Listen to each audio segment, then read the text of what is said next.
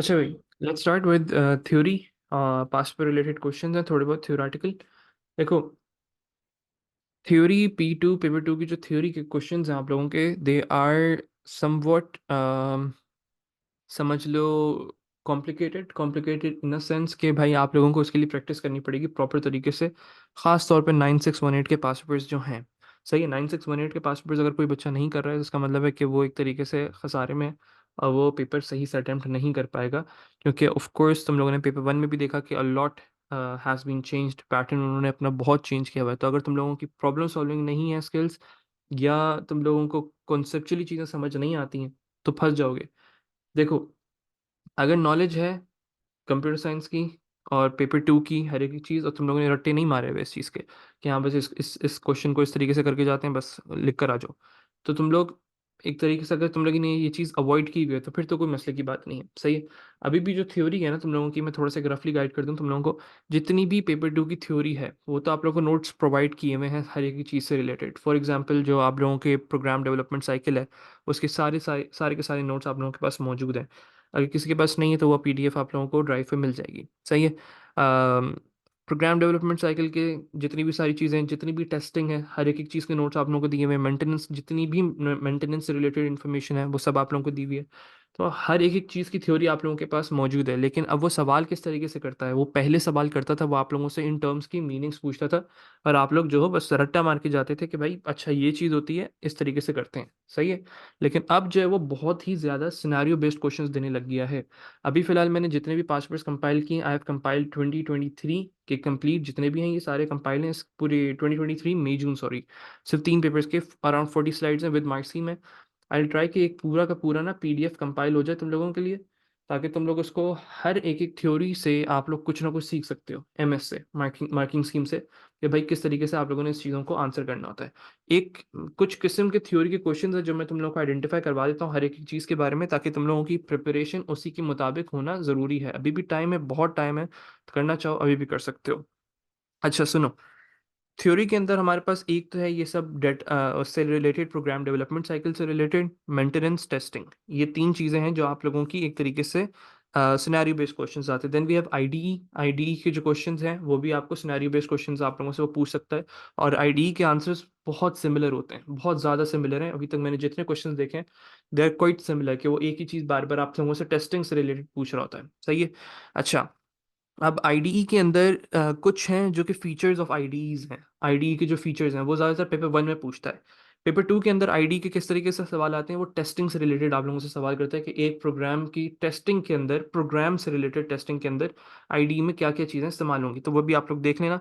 सारी एक चीज़ को यहाँ पे स्टडी कर लेंगे। अच्छा, ये हो गई आपकी बेसिक चीज़ें। क्या क्या? Program development cycle, testing, maintenance और आईडीई, ये 3 चीज़ हो गई आप लोगों की, सही है। ये हैं जो कि याद करने वाली चीज़ें, अंडरस्टैंड करने वाली चीज़ें, समझने वाली चीज़ें। उसके बाद आती हैं आप लोगों की theory which is conceptual theory of stepwise refinement. Stepwise refinement क्या? वो आपको एक सिनेरियो दे देंगे और उसके मुताबिक आप लोगों ने सोचना होगा कि अच्छा इस प्रोग्राम के लिए एज अ प्रोग्रामर सोचना है। मेन चीज़ बस ये दिमाग में रखना कि आप लोग जो एक एक प्रोग्रामर हो, ये नहीं हो कि तुम लोग सब चीज़ों को रट्टा मार के जा रहे हो। एक प्रोग्रामर की तरह सोचो कि एक सिनेरियो दे दिया आप लोगों को, उसके मुताबिक आप लोगों ने मॉड्यूल्स बनाने हैं। मॉड्यूल्स मतलब इसमें मुझे कौन कौन से प्रोसीजर्स चाहिए होंगे। फॉर एग्जांपल, मुझे बनाना है भाई, मुझे अपने स्टूडेंट्स की, जिन जिन्होंने फीस नहीं दी हुई ना, एक ऐसी रैंडम एग्जांपल दे रहा हूँ, जिन जिन स्टूडेंट्स ने फीस नहीं दी हुई, जिनकी फीस ड्यू है, उनको एक प्रॉपर मैसेज बने और उनको ईमेल कर दी जाए, सही है। एक सिनेरियो दे दिया। अब इस सिनेरियो को बनाने के लिए मेरे पास प्रॉब्लम है, मैं इस पे स्टेप वाइज रिफाइनमेंट किस तरीके से अप्लाई करूंगा, मतलब इसको मॉड्यूल्स में किस तरीके से डिवाइड करूंगा। I can do find student names, सही है, जिन्होंने फीस पे नहीं की भी उनका एक फाइंड स्टूडेंट नेम्स करके, और वो एरे में स्टोर करता रहेगा, फॉर एग्जाम्पल ऐसी रैंडम। फिर उसके बाद मैं एक और मॉड्यूल बनाऊंगा गेट ईमेल के नाम से, कि मैं उन सब स्टूडेंट्स की ईमेल को एक्सेस करूंगा। ये मैंने 2 हिस्सों में अभी तक डिवाइड कर दिया। अब मैं इसको तीसरे हिस्से में डिवाइड करने की कोशिश करता हूँ कि फॉर एग्जांपल क्रिएट ईमेल, तो ईमेल को बना रहा है आप लोगों की, ये तीसरा सिनेरियो हो गया। एक और वो बनाते हैं हम लोग मॉड्यूल, एक प्रोसीजर या फंक्शन बनाने की कोशिश करते हैं विच इज सेंड ईमेल। तो ये आपके 4 मॉड्यूल्स में मैंने उसको डिवाइड कर दिया, तो एक सिनेरियो बेस्ड क्वेश्चन भी आप लोगों को वो देने लग गया है, सही है। अच्छा, बाकी फिर आप लोगों का बचता है फ्लो चार्ट, जो आता तो प्रोग्रामिंग है लेकिन वो है एक तरीके से नॉट सूडो कोड रिलेटेड, तो थ्योरी में कंसिडर कर लेते हैं उसको। तो that's flow chart and structure chart. अच्छा, मैं यहाँ पे लिख दूँ तुम लोगों के लिए, यस और no, let me know please जल्दी से, या तुम लोग खुद नोटिफाई कर लो। लिख दूँ ये कौन कौन सी थ्योरीज हैं, ताकि उसी के मुताबिक तुम लोग इसको एज अ चेकलिस्ट इस्तेमाल कर पाओ। चलो मैं ठीक है समझ गया, मैं यहाँ पे लिख रहा हूँ तुम लोगों के लिए इसको ना, अगर चाहो तो स्क्रीनशॉट ले लेना, या कहीं पे भी इसको लिख लेना। I try to send it to you guys as well. अच्छा, सबसे पहली थ्योरी जो हम लोगों ने बात की है, theory is related to your program development cycle. Let me write that, program development cycle, जिसमें आप लोगों की 3 साइकिल्स हैं। एक है waterfall, iterative, rapid application development. तो वो तीनों तुम लोगों को पता होनी जरूरी है, कौन सी सिनेरियो में कौन सी यूज होती है। एक छोटा सा आप लोगों का प्रोग्राम है, वाटरफॉल इस्तेमाल करोगे। बड़ी ऑर्गेनाइजेशन है, बार बार अपडेट चाहिए, आइटरेटिव इस्तेमाल करोगे।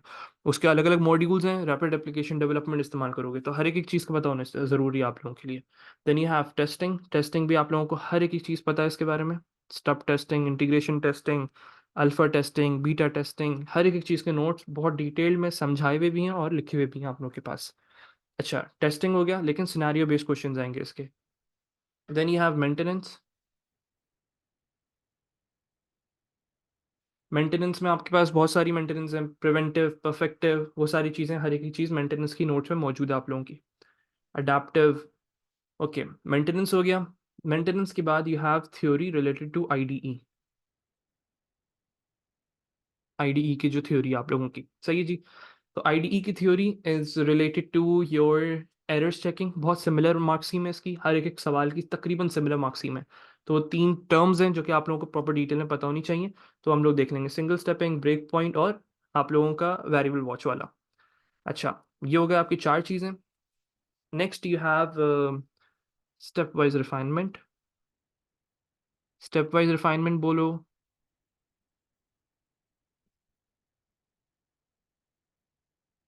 Refinement conceptual. पहले वो सवाल करता था आप लोगों से कि what is stepwise refinement. अब वो पूरा पूरा सिनेरियो देने लग गया है। सही है। Conceptual scenario based, conceptual scenario. अच्छा, उसके बाद you have stepwise refinement. Stepwise refinement के बाद यू हैव एब्स्ट्रैक्शन।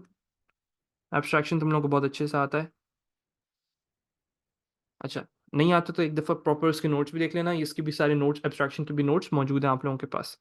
अच्छा, एब्स्ट्रैक्शन के बाद you have structure charts. Structure charts का क्वेश्चन देता है वो आप लोगों को, मज़ेदार क्वेश्चन है, आसान क्वेश्चन होते हैं। सोचोगे, समझोगे, हो जाएंगे, परेशान मत होना इसमें। Then you have state transition. State transition, सही है। तो स्टेट ट्रांजिशन से भी रिलेटेड आप लोगों के क्वेश्चंस आते हैं। अच्छा, और इसको मैं ब्रेक डाउन कर दूं तो समझ लो,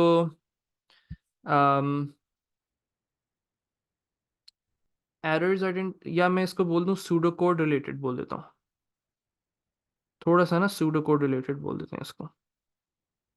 सूडो कोड कॉन्सेप्चुअल, मतलब आप लोगों को ना कुछ सूडो कोड दिखा देता है, और फिर उससे रिलेटेड आपसे सवाल करता है कि इस सिनेरियो में ये चीज़ बेहतर रहेगी या ये चीज़ बेहतर रहेगी। इसमें कुछ एरर नहीं आ रहा है, इसमें क्या चीज़ करनी चाहिए, इसमें कोई कंपाइल सही से हो रहा है लेकिन उसको समझ नहीं पा रहे हो, तो इसमें कौन सा एरर होगा आप लोगों का। तो वो चीज़ तो तुम्हें पता होना चाहिए। हाँ, एरर्स भी आएंगे, सॉरी, एरर्स जो है वो भी आपको पता होनी चाहिए। हमारे पास कुछ एरर्स हैं, लॉजिकल एरर्स है। उसके बाद आप लोगों का जितने भी हम लोगों ने एरर्स को स्टडी किया हुआ है, लॉजिकल सिंटेक्स वगैरह, वो सब चीज़ें आप लोगों को पता होनी चाहिए। और आइडेंटिफाई करनी आनी चाहिए, ये नहीं कि रट्टा मारा हुआ है। रट्टा नहीं, उसके कॉन्सेप्ट को समझना। एरर्स क्या है कि भाई अगर आपका कोड सही से कंपाइल हो रहा है, लेकिन सही से कंपाइल हो रहा है लेकिन उसमें फिर भी वो एज एक्सपेक्टेड आंसर नहीं आ रहा आप लोगों का, तो ऑफ कोर्स उसका सिंटेक्स तो ठीक है, सिंटेक्स में मसला नहीं है, आप लोगों का मसला कहाँ है, कोई लॉजिकल एरर के अंदर कोई इशू आ रहा है उसके। सही है। तो दैट्स समथिंग जो आप लोगों की थ्योरी आ सकती है इन सब चीज़ों से एक तरीके से कंबाइंड होके, या अलग अलग इसमें से कुछ चीज़ें जो कि आ सकती हैं। फ्लो चार्ट्स भी है, फ्लो चार्ट्स को भी आप लोगों ने देखना है। अच्छा, अब मैं क्या कर रहा हूँ तुम लोगों के साथ यहाँ पे, दैट इज मैं तुम लोगों को थोड़े बहुत क्वेश्चंस जो है मैं और कोशिश करूंगा, मैं इसकी पूरी पूरी की पूरी जो 9 6 मिनट की थ्योरी है ना, डेट डेट डेटा टाइप को निकाल के, जो डेट डेटा टाइप है वो मैंने अभी सर अलग से, क्योंकि मैंने पढ़ा दिया, मैं नहीं चाह रहा कि बार बार रिपीट करूँ इसमें। तो डेट डेटा टाइप को हटाने के बाद डेट डेटा टाइप के तुम लोग ईयरली में उसको प्रैक्टिस कर सकते हो। तो आई ट्राई कि मैं थ्योरी के जितने भी सवाल है ना, वो सब के सब एक जगह कंपाइल कर दूं इन अ पीडीएफ फॉर्मेट। अभी तकरीबन ये 40 स्लाइड्स मई जून 2023 के कंपाइल हो गए। तो आई ट्राई कि अक्टूबर नवंबर सब चीज़ें कंपाइल हो जाएं, 2022 2021 के जितने भी थ्योरी के क्वेश्चन है, ताकि तुम लोग थ्योरी से सीखने वाली चीज़ है कि अच्छा ये चीज़ इसमें क्यों पूछ रहा है, वो किस तरीके से इसका आंसर करना है। सही है। तो आज की जो क्लास है उसमें भी हम लोग थ्योरी के पास पेपर्स को अटेम्प्ट करना सीखेंगे, थोड़े बहुत क्वेश्चंस को समझने की कोशिश करेंगे कि किस तरीके से आंसर करने हैं। मैं कोशिश करूंगा तुम लोगों को जल्दी एक तरीके से फारिग कर दूं, ताकि तुम लोग अपना वापस से अपने पेपर्स की तैयारी की तरफ जाओ। और मैं यही कोशिश है कि आहिस्ता आहिस्ता करके जितने ज़्यादा से ज़्यादा थ्योरी के क्वेश्चंस करवा सकता हूँ करवा दूं, और करवाने के साथ साथ फिर आप लोगों के जो क्वेरी सेशंस है वो स्टार्ट हो जाएंगे। ठीक है। लेट मी नो यस और नो, क्लियर है सबको यहाँ तक? अभी फिलहाल सवाल मत पूछना भाई, ये चीज़ क्लियर है जो चीज़ मैंने समझाई है? हाँ, ईडीटीज बिल्कुल अलग है, वो मैं थ्योरी भी नहीं डाल रहा हूँ, उसकी मैं एक अलग पीडीएफ कंपाइल कर रहा हूँ आप लोगों के लिए। बेटा decomposition is basically step wise refinement. Errors भी थ्योरी के अंदर ही है ना फातिमा? सही। बिल्कुल 9618 के सारे आएगा, बिल्कुल आएगा, आएगा, इसमें मत रहो। सही। चलो, बिल्कुल डेटा टाइप हम लोगों ने 10th सेशन जो था ना उसमें कवर हुई हुई है, जो 10 डे सेशन का 10th सेशन। बेटा ऑफ कोर्स भेज दूंगा ना, टेंशन मत लो, टेंशन मत लो, मैं भेज दूंगा। ठीक है, लेट्स स्टार्ट, स्टार्ट करें। ओके, बस यहाँ पे अब आप लोग यहाँ पे ज़रा तहम्मुल के साथ अब बैठिए, अब चीज़ों को समझो। आई ट्राई टू अपलोड, जितना जल्दी हो सकेगा मैं अपलोड कर दूंगा, टेंशन मतलब अभी फिलहाल यहाँ पे फोकस करो। अच्छा, ये तुम लोगों का एक एक रफ सी ना चेकलिस्ट काइंड ऑफ तुम लोगों को दे दी मैंने, कि अपनी प्रिपरेशन जो है वो यहाँ से करनी है। मैं तुम लोगों को जल्दी से नोट्स दिखाऊं, गिव मी अ मिनट, मैं ज़रा थ्योरी के नोट्स दिखाता हूँ तुम लोगों को। अच्छा, ये थियोरी के नोट्स ना आप लोगों को पीडीएफ फॉर्मेट में मिले हुए हैं इन योर ड्राइव, तो आप लोग उसको भी देख सकते हो। हर एक की चीज़ इसमें बहुत डिटेल में डिस्कस हुई है, iterative model, rapid application development, हर एक चीज़ के आप लोगों को इसमें नोट्स मिल जाएंगे। तो आप लोग जो हो एरर से रिलेटेड और मेंटेनेंस से रिलेटेड हर एक चीज़ इसमें मौजूद है। स्टब टेस्टिंग क्या है, उसके बाद आप लोगों का इंटीग्रेशन टेस्टिंग कब करते हैं, ट्रांसफरेबल स्किल्स क्या होती हैं, हर एक चीज़ इसके अंदर, मेंटेनेंस के अंदर करेक्टिव है, अडेप्टिव है, परफेक्टिव है, प्रिवेंटिव है, syntax error, logical error, run time errors, उसकी डिस्क्रिप्शन कब आते हैं, किस तरीके से होते हैं, सॉफ्टवेयर टेस्टिंग कौन कौन सी है, black box, white box, alpha, फिर उसके बाद हमारे पास बीटा, बीटा के बाद मतलब स्टब टेस्टिंग, इंटीग्रेशन टेस्टिंग, हर एक चीज़ बहुत डिटेल में एक्सप्लेन हुई हुई है, स्टेप वाइज रिफाइनमेंट्स का पूरा लेक्चर भी अपलोडेड है बाय द वे। तब स्टेप वाइज रिफाइनमेंट की क्या चीज़ होती है वो तुम लोगों को, और कॉन्सेप्चुअल, और वो पूछने लगे आप लोगों से। सही है, पहले सवाल आते थे इस तरीके से, what are the advantages and disadvantages. अब वो उतने ज़्यादा सवाल नहीं दे रहा है अभी तक, जितने भी तुम लोग पासवर्ड देखोगे, इसलिए एक बहुत ही ज़्यादा वो कॉन्सेप्चुअल चीज़ें पूछ रहा है। सही है, पहले सवाल इस तरीके के आते थे, what are the uses of subroutine, ये सब चीज़ें बच्चा एक दफ़ा एक याद करके जाता था और लिख कर आता था। लेकिन अब इट्स क्वाइट डिफरेंट। सही है, तो चीज़ों को थोड़ा सा समझ के जाओ, कॉन्सेप्चुअली चीज़ों को क्लियर करके जाओ, ये नहीं कि तुम लोग रट्टा मार के जा रहे हो, तुम्हें पता होना चाहिए क्यों है, क्या कर रहे हैं, किस तरीके से। ठीक है, okay, let's go back to your theory PDF. Okay, let's start with the first question. 2023 मई जून 21 पेपर 2 वेरिएंट 1 है आप लोगों का। अब आप लोगों से सवाल करें, अच्छे से देखना मैं किस तरीके से सवाल को समझूंगा, पढ़ूंगा और किस तरीके से कोशिश करूंगा सॉल्व करने की। सही है, कुछ क्वेश्चंस मैं आप लोगों को करवा रहा हूँ आज, जल्दी जल्दी से देखते हैं इसको। अच्छा, the thing they are saying is a programmer has written a program which includes the function calculate, एक फंक्शन उसके अंदर कैलकुलेट। अच्छा, एक चीज़ और समझ लो, थ्योरी के अंदर बहुत सोचना पड़ेगा, और सोचना किस तरीके से, एज अ प्रोग्रामर, फिर बोल रहा हूँ, एज अ प्रोग्रामर नहीं सोचोगे तो फंस जाओगे। अब एज अ प्रोग्रामर किस तरीके से सोचते हैं, ये भी अच्छा सवाल है तुम लोगों का। तो भाई देखो, प्रोग्रामर जो है ना वो किस तरीके से सोचते हैं, आप लोगों ने प्रोग्राम को पढ़ता है वो, लेकिन वो प्रोग्राम को तफरी लेने के लिए नहीं पढ़ता है, जो भी सिनेरियो देते हैं वो। प्रोग्रामर जो है वो सोचता है आगे का। फॉर एग्जांपल एक मैथमेटिशियन किस तरीके से सोचता है, वो एक प्रॉब्लम को देखता है, फिर सोचता है कि मैं इसको सॉल्व किस तरीके से करूंगा, हर एक स्टेप्स को। तो एज अ प्रोग्रामर का मतलब यही है कि आप उसको जब पढ़ रहे हो सवाल को, तो आप लोगों ने सोचना उस तरीके से, अच्छा इसका क्या मतलब है, ये चीज़ क्या समझाना चाह रहा है, इससे मैं क्या चीज़ समझूं। हर एक पॉइंट बहुत ज़रूरी होता है आप लोगों के लिए समझना। सही है, और जब वो चीज़ समझ आ जाए फिर उसी के मुताबिक आंसर देना होता है आप लोगों को। Now they're saying a programmer has written a program which includes the function calculate. अच्छा ठीक है, और ट्रांसलेट किया करो, जब तक तुम लोग ट्रांसलेट करना लाइक स्टार्ट नहीं करोगे फंसते रहोगे। When the program is run, जब प्रोग्राम चलेगा, the function returns an unexpected value, एक अनएक्सपेक्टेड वैल्यू आ रही है हमारे पास। सही है, मतलब कोई सिंटेक्स बेस्ड एरर तो नहीं है, ये कंफर्म हो गया यहाँ से मुझे। देखो, ये चीज़ तुम लोगों ने नहीं सोची होगी कि अनएक्सपेक्टेड वैल्यू का मतलब क्या है। अनएक्सपेक्टेड वैल्यू का मतलब ये कि सिंटेक्स एरर नहीं है, कोड सही काम कर रहा है, कोई लॉजिकल एरर है इसके अंदर। तो अब लॉजिकल एरर्स को किस तरीके से फिगर आउट करते हैं, अब देखो, describe how a typical IDE, एक आईडीई जो टिपिकल आईडीईज होते हैं, वो इसको किस तरीके से आप लोगों को डीबग करने में आप लोगों की मदद करेगा। देखो हमारे पास ना तीन चीज़ें होती हैं, और ये तीन टर्म्स डिबगिंग के लिए बहुत इंपॉर्टेंट है आईडीई के अंदर। पहली टर्म है हमारे पास विच इज ब्रेक पॉइंट। मैं रफली लिख रहा हूँ, फिर प्रॉपर इसका आंसर कंस्ट्रक्ट करना है आप लोगों ने। What is break point? Break point होता है, फॉर एग्जांपल मेरा एक रफली एक प्रोग्राम है आईडीई के अंदर ना, ये फीचर्स होते हैं डिबगिंग का, एक प्रॉपर फीचर होता है आईडीई के अंदर।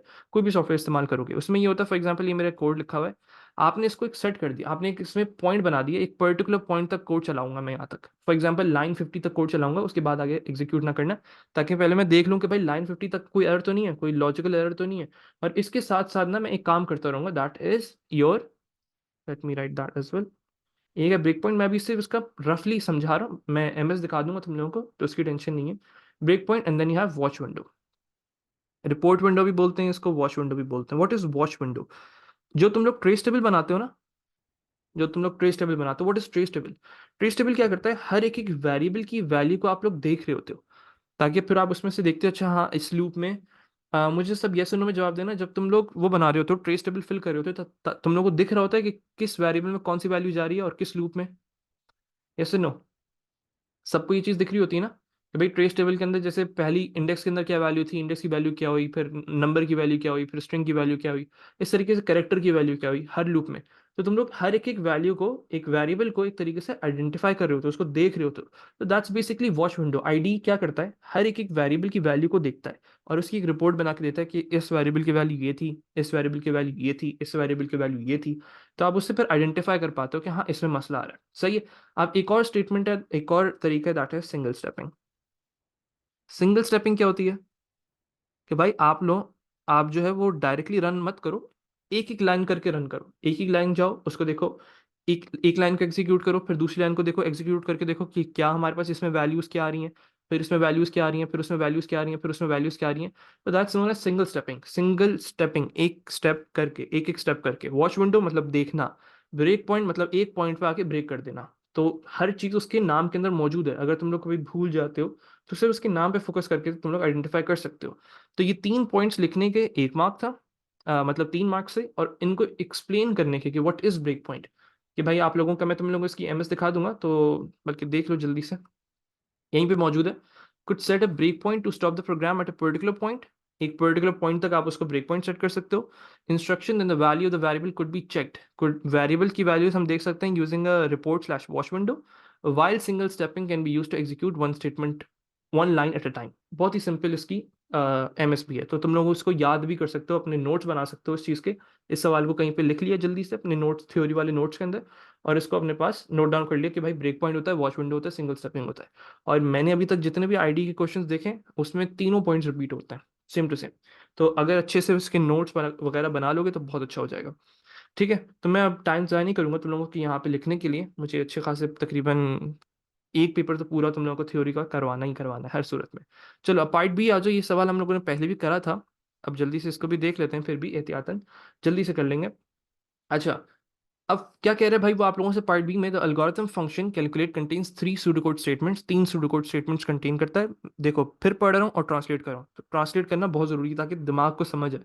डिस्क्राइब द एरर, एरर को समझाना है इन ईच स्टेटमेंट। या तो लिख दो no error if the statement contains no error, ठीक है। Assume any variable use are of the correct type for the given function. सही है, मतलब उसकी डेटा टाइप्स में प्रॉब्लम नहीं है। अच्छा, वेरिएबल्स की डेटा टाइप्स में कोई प्रॉब्लम नहीं है। नाउ वी आर सेइंग हमारे पास क्या क्या चीजें, इंडेक्स के अंदर स्टोर हो रहा है स्ट्रिंग टू नम, ब्रैकेट्स, और ये चीज 27 + 2। तो अब यहाँ पे क्या समझ आ रहा है आप लोगों को कि भाई एक स्ट्रिंग वैल्यू जो है इस आउटर वाले ब्रैकेट्स की अगर देखो सिर्फ, तो एक स्ट्रिंग वैल्यू जो है एक आप लोगों की इंटीजर वैल्यू के साथ कंकैटिनेट हो रही है। इसके दो आंसर्स हैं बाय द वे, तुम लोग इस तरीके से भी देख सकते हो, या ये भी बोल सकते हो कि भाई देर इज वन ब्रैकेट जो कि गलत इस्तेमाल हो रहा है, ये वाला ब्रैकेट जो है गलत इस्तेमाल हो रहा है। कोई एक ब्रैकेट इसमें गलत इस्तेमाल हो रहा है, मतलब पहले 27 को आप इंटीजर फॉर्मेट में करो, फिर +2 करो। सही है, तो इसका आंसर बहुत ही सिंपल है कि भाई आप लोगों का लाइक मैं लिख देता हूँ ताकि तुम लोगों को थोड़ा सा याद रहे। तो अब सोचना है उसी के मुताबिक, ये नहीं कि तुम लोग इसका रट्टा मार के जाओगे, अब सोचोगे कि क्या मसला क्या है इसमें।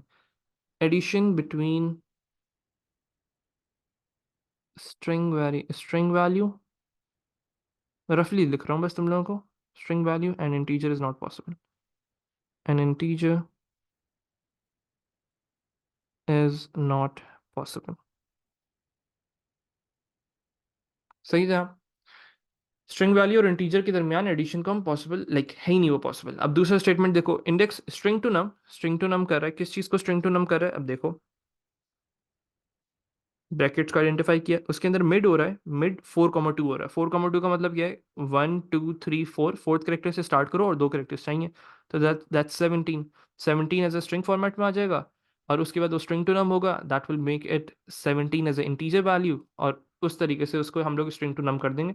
तो इट्स बिल्कुल परफेक्ट। 17 एज अ स्ट्रिंग थी हमारे पास, उसको वो 17 एज अ नंबर बनाना चाह रहा था, बिल्कुल ठीक है। तो आप लोगों ने यहाँ पे लिख देना है नो एरर। सही है जनाब। स्टेटमेंट 3 देख लेते हैं। इफ मंथ दिस डेट, अब जब तुम लोग जाके देखोगे व्हाट इज दिस, ये मंथ क्या चीज़ है भाई, तो अगर तुम लोगों ने डेट वाला लेक्चर नहीं देखा हुआ, तो वो 10 डेज सेशन का 10th सेशन था, जिसमें डेट डेटा टाइप मैंने डिटेल में करवाई भी है, हर एक चीज़ को हम लोगों ने देखा हुआ है। ऑल्दो ज़रूरत नहीं थी, लेकिन फिर भी मैंने एक एक चीज़ को ब्रेक डाउन किया हुआ है उसके अंदर, तो जाके देख सकते हो उसको। तो मंथ एक ऐसा हमारे पास बिल्ट इन फंक्शन है जो कि एक डेट वेरिएबल लेता है, और डेट वेरिएबल के बाद उसके मंथ वाला पार्ट जो है वो रिटर्न करता है। तो जब भी मंथ वाला पार्ट आता है वो इंटीजर फॉर्मेट में होता है, तो यहाँ पे एक integer value is basically getting compared with a string value, which is not possible. सही है। तो यहाँ पे क्या आ जाएगा भाई? एरर आ जाएगा that you can not compare an integer value with string, an integer value with string। रफली मैंने यहाँ पे लिख दिया तुम लोगों के लिए। इस तरीके से आपने आंसर करना है। देखो, तुम लोगों को लग रहा होता है कि तुम लोग सही लिख रहे हो, लेकिन गलत होता है। तो सोचा करो हर एक चीज के बारे में, हर एक चीज को ब्रेक डाउन करके समझा करो। सही है, ताकि तुम लोगों की ये बच्चों वाली गलतियां ना हो इसमें। ओके जी। तो ये एक अभी हम लोगों ने सवाल देखा है, आगे भी और चीजें हैं, जल्दी जल्दी से करते हैं इसको। Let's see that now. Okay, अब वो यहाँ पे हम लोगों को क्या कह रहा है, जरा देखते हैं इसको। पार्ट सी में कह रहा है भाई हम लोगों से वो, क्वेश्चन 1 चल रहा है बाय द वे। क्वेश्चन 1 का पार्ट सी कह रहा है आप लोगों से, the program contains variables with values as follows. कुछ वैल्यूज यहाँ पे मौजूद हैं। एक्टिव, उसके अंदर वैल्यू है ट्रू। पॉइंट्स, उसके अंदर वैल्यू है 75। एग्जेम्प्ट, उसके अंदर वैल्यू है फॉल्स। सही है जनाब। ओके, अब वो आप लोगों से कह रहे हैं एवेल्युएशन करनी है आप लोगों ने हर एक एक्सप्रेशन को। चलो देख लेते हैं भाई। अब वो कह रहा है points is greater than 99। Let me open your chart as well, मुझे थोड़ा सा इसमें जल्दी जल्दी से बता दे रहना। पॉइंट इज ग्रेटर देन 99, एक एक करके सॉल्व करेंगे, अभी 1 सॉल्व करें। Point is greater than 99, 75 is greater than 99, true और फॉल्स? यहाँ पे फॉल्स आ गया हमारे पास। इसको लिख लिया करो इस तरीके से, दिमाग में मत किया करो। यहाँ पे फॉल्स आ गया, और दूसरी चीज active, active is basically true. चलो बताओ इसका आंसर क्या रहा है आपके पास? फॉल्स और ट्रू, फॉल्स और ट्रू, और का मतलब क्या है? कोई एक वैल्यू भी ट्रू हो जाती है, you are suppose to consider that as true value. अब तो यहाँ पे मेरे ख्याल से किसी को प्रॉब्लम नहीं होनी चाहिए। पॉइंट टू देखते हैं। पॉइंट्स मॉड टू मतलब 75 मॉड टू, क्या 75 टू से डिवाइड हो सकता है? कभी भी आंसर जीरो में नहीं आएगा। क्यों? क्योंकि it's an odd number. Even number होता तो ठीक है, जीरो आ जाता, लेकिन यहाँ पे ऑड है, तो ये फॉल्स हो गया। और exempt, exempt is also false, तो फॉल्स और false will give you false. ये आ गया जी फॉल्स यहाँ पे। ओके, अब थर्ड देखते हैं। Point is less then 75, but true 1 होता है, फॉल्स 0 होता है। ट्रू 1 होता है, फॉल्स 0 होता है। ठीक है।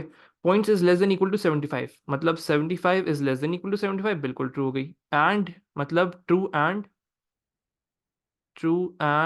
एक्टिव और एग्जाम्प्ट, एक्टिव और एग्जाम्प्ट ब्रैकेट के अंदर है, तो पहले इसको सॉल्व करो।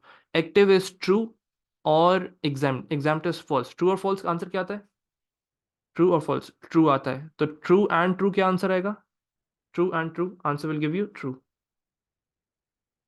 चलो अब लास्ट वाला देखते हैं। अब लास्ट में वो कह रहा है आप लोगों से एक्टिव और not active and not exempt. सही है, एक लंबा से इसने कुछ करवा रहा है आप लोगों से, करके देख लेते हैं। Active, active is basically true, true और नॉट एक्टिव। ट्रू और नॉट एक्टिव मतलब, ट्रू और नॉट एक्टिव, नॉट एक्टिव मतलब इसको ऑपोजिट कर दो एक्टिव का, दैट्स फॉल्स बेसिकली। राइट। तो ट्रू और फॉल्स आंसर क्या आएगा? Will give you true. And not exempt, not exempt मतलब फॉल्स, नॉट एग्जाम्प्ट मतलब फॉल्स, तो that will give you exempt false था, not exempt will give you true. चलो अब आंसर बताओ। ट्रू एंड ट्रू करो। Answer is true. चलो अब आ जाओ पार्ट टू पे। पार्ट टू पे आ जाओ। मरियम, हो सकता है, बिल्कुल हो सकता है, बिल्कुल हो सकता है, वो देख लेता हूँ मैं। हाँ, वो भी इसमें मार्क्स में लिखा हुआ है जो तुम कह रही हो ना, 6 वाली चीज। जो तुम यहाँ पे कह रही हो कि भाई 6 जो है वो कोटेशन मार्क्स में नहीं होना चाहिए, हाँ वो भी ठीक है। दो बहुत सारे एरर्स हो सकते हैं बेटा, ये लॉजिक गेट्स नहीं, ये आप लोगों के बूलियन एक्सप्रेशंस हैं। सही है। अच्छा। अच्छा, अब सुनो सुनो सुनो सुनो सुनो सुनो। अब यहाँ पर आ जाओ, पार्ट टू पर आ जाओ। Right expression 4 from the table. कहना चाह रहा है आप लोगों से, अब यहाँ पे देखो, एक डिफरेंट क्वेश्चन आया, तुम लोग क्या होगा, मैं तुम लोगों के मुताबिक इसको बता रहा हूँ कि मैं इसको एग्जाम में किस तरीके से सॉल्व करता। Write expression 4 from the table in part C I in its simplest form. Active और नॉट एक्टिव। सही, एक्टिव और not active and not exempt. सही है। बेटा इंटीजर, एक integer value 5 is greater than 6, इस तरीके से किस तरीके से चेक करोगे भाई? This is not possible. सही है। अब सुन लो, अब यहाँ पे एक पार्ट टू पे फोकस कर लो मेरे साथ। वो कह रहे write expression 4 from the table in part C I in its simplest form. इसकी सिंपलेस्ट फॉर्म क्या होगी, अब ये सोचना है आप लोगों ने। ऑफ कोर्स वो इतना कॉम्प्लिकेटेड क्वेश्चन तो नहीं देगा आप लोगों को, एक उसने सिंपल सा क्वेश्चन पूछा है, लेकिन अब मैं किस तरीके से सोचता है इसके बारे में। देखो, एक्टिव और नॉट एक्टिव का क्या मतलब है भाई, पहले इस चीज को देख लेते हैं। वो तो है, ठीक है, आंसर तो ठीक है बेटा। अब सुन लो सुन लो सुन लो सुन लो सुन लो सुन लो। ऐसे तुक्के मत मारो, तुम लोग तुक्के मारो सब के सब। सही है, सब के सब तुक्के मार रहे हैं यहाँ पे। अब यहाँ पे फोकस करो।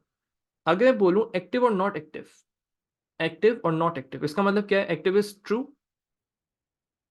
और नॉट एक्टिव, और नॉट एक्टिव मतलब फॉल्स। ट्रू और फॉल्स से हमेशा मेरा आंसर क्या आता है? ट्रू और फॉल्स से हमेशा मेरा आंसर क्या आता है? अगर एक वैल्यू 1 हो और वो 0 हो जाए, 1 और 0 में हमेशा आंसर मेरा 1 ही आएगा। 0 हो और उसको नोट कर दो, 1 हो जाएगा, आंसर हमेशा 1 ही आएगा। सही, कभी ये वाला केस तो नहीं बन सकता ना? अगर इस तरीके से लिखा हुआ है मैंने, एक्टिव एक्टिव और नॉट एक्टिव, क्या कभी 0 0 या 1 1 वाला केस बन सकता है? नहीं बन सकता, राइट। चलो परफेक्ट हो गया, तो हमें एक चीज पता चल गई। हमें अभी तक एक चीज पता चली है कि भाई आप लोगों की जो भी वैल्यू है हमारे पास एक्टिव और नॉट एक्टिव की, वो उससे कोई फर्क नहीं पड़ रहा है हम लोगों को, आंसर हमेशा ट्रू में ही आ रहा है। ये चीज समझ आई? ट्रू और नॉट एक्टिव की वैल्यू से कोई भी फर्क नहीं पड़ रहा, आंसर हमेशा ही ट्रू आ रहा है। एक काम और कर सकते थे, बहुत ही सिंपल सा काम, एंड दैट इज कि एक टेबल बना सकते थे तुम लोग। मैं एक ये मैं तुम लोगों के दिमाग के मुताबिक बता रहा हूँ कि अगर ये सवाल, ऐसे सवाल अगर एग्जाम में आ जाते हैं, फिर क्या करना होता है। देखो, पहली चीज तो इसको छोड़ दो। सही है। पहली चीज इसको छोड़ के आगे बढ़ जाओ, बाकी सारे क्वेश्चन सॉल्व कर लो। अब फिर तुम लोगों के दिमाग में क्या करना, अब जब टाइम मिल गया फिर आओ वापस, क्योंकि एक मार्क का, इस पर टाइम जाया नहीं करने वाली चीज है ये। अगर फॉरेन क्लिक कर रहा है तो ठीक है, फॉरेन क्लिक नहीं कर रहा कोई मसला नहीं, आगे बढ़ जाओ। मैं तुम लोगों के एग्जाम पॉइंट ऑफ व्यू से बता रहा हूँ। अच्छा, वही ना, एक मार्क है सिर्फ, ये चीज तुम कब सिक्योर करोगे अपना एक मार्क? ये एक मार्क तुम कब सिक्योर करोगे? जब पूरा पेपर करके आ जाओगे, फिर वापस आके एक मार्क के लिए देखोगे तुम लोग। ये सिर्फ टाइम जाया करने वाली चीज है आप लोगों के लिए। तो अपने एग्जाम पॉइंट ऑफ व्यू से सोचो, मैं आंसर तो बता सकता हूँ उसका आंसर क्या आएगा, लेकिन सोचना क्या है भाई, तुम लोग एग्जाम के मुताबिक इसको स्किप कर देना। सही है, स्किप करके आगे जाओ, क्वेश्चन सॉल्व कर लो, फिर वापस आ जाना। देखो, अब इसका तरीका क्या होता है एग्जाम में सॉल्व करने का, बहुत ही सिंपल तरीका है। एक रफ सी अपने पास ट्रुथ टेबल बना सकते हो तुम लोग, मैं इसको सिंप्लीफाई भी करके समझा सकता हूँ। एक रफ सी अपने पास ट्रुथ टेबल बना लिया आप लोगों ने, उसमें वैल्यूज रखी हैं आपने, एक्टिव, नॉट एक्टिव, और उसके बाद आप लोगों ने नॉट एग्जाम वाली वैल्यू रखी है यहाँ पे। एक एग्जाम्प्ट वाली वैल्यू रख लो, या डायरेक्टली नॉट एग्जाम रख लो। मैं इसकी रफ सी वर्किंग दिखा रहा हूँ तुम लोगों को। यहाँ पे वैल्यू आपने रखनी है नॉट एग्जाम्प्ट। सही है, हर एक वैल्यू रखने के बाद अब आपने आंसर्स को देखना है इस तरीके से, दो तीन वैल्यूज को कंसिडर करते हुए। और जैसे पहले एक्टिव की वैल्यू जो है वो ट्रू कंसिडर कर लो, एग्जाम की वैल्यू फॉल्स कंसिडर करके इनकी वैल्यूज को कंसिडर करते हुए आंसर निकालो। और अपने कॉलम्स में चेक करो आंसर किसके बराबर आ रहा है आप लोगों का। अपने कॉलम में चेक करो हर एक चीज के, जो भी आंसर आ रहा है उसी के मुताबिक। जैसे अभी हम लोगों ने पेपर 1 के अंदर तुम लोगों ने एक सवाल किया होगा, जो आउटपुट था और एक आप लोगों का एक इनपुट था, उसका बेसिकली ऑपोजिट था। जैसे बी वैल्यूज आ रही थी आपकी 001111, और आउटपुट आ रहा था आप लोगों का 1100 1100। तो दैट्स द आंसर, उसका आंसर क्या था? वो नॉट बी, राइट। देखो, अब करना क्या था आप लोगों ने, वैसे तो बहुत सिंपल इसकी लॉजिक है, अगर मैं सिंप्लीफाई करके बताऊं। हमेशा जब भी देखो, आप लोग इस चीज को समझो, ट्रू और फॉल्स करने से कभी भी अगर तुम लोग इसको एक तरीके से समझो, वन जो है कभी भी अगर अपने ही इनवर्स के साथ, अगर मैं इस तरीके से लिखूं, ए जो है कभी भी अपने इनवर्स के साथ, ये एक रूल है एक तरीके से बूलियन अलजेब्रा का, आगे जाके जब पढ़ोगे तुम लोग इसको, ए अगर कभी भी अपने इनवर्स के साथ और हो रहा हो, ए कभी भी एक कोई भी वैल्यू अपने ही इनवर्स के साथ और हो रही हो, तो answer will always B one. ये चीज समझ आई सबको? ये चीज समझ आई? फिर से सुनो, फिर से सुनो, फिर से सुनो, फिर से सुनो, फिर से सुनो, फिर से सुनो, गौर से सुनो।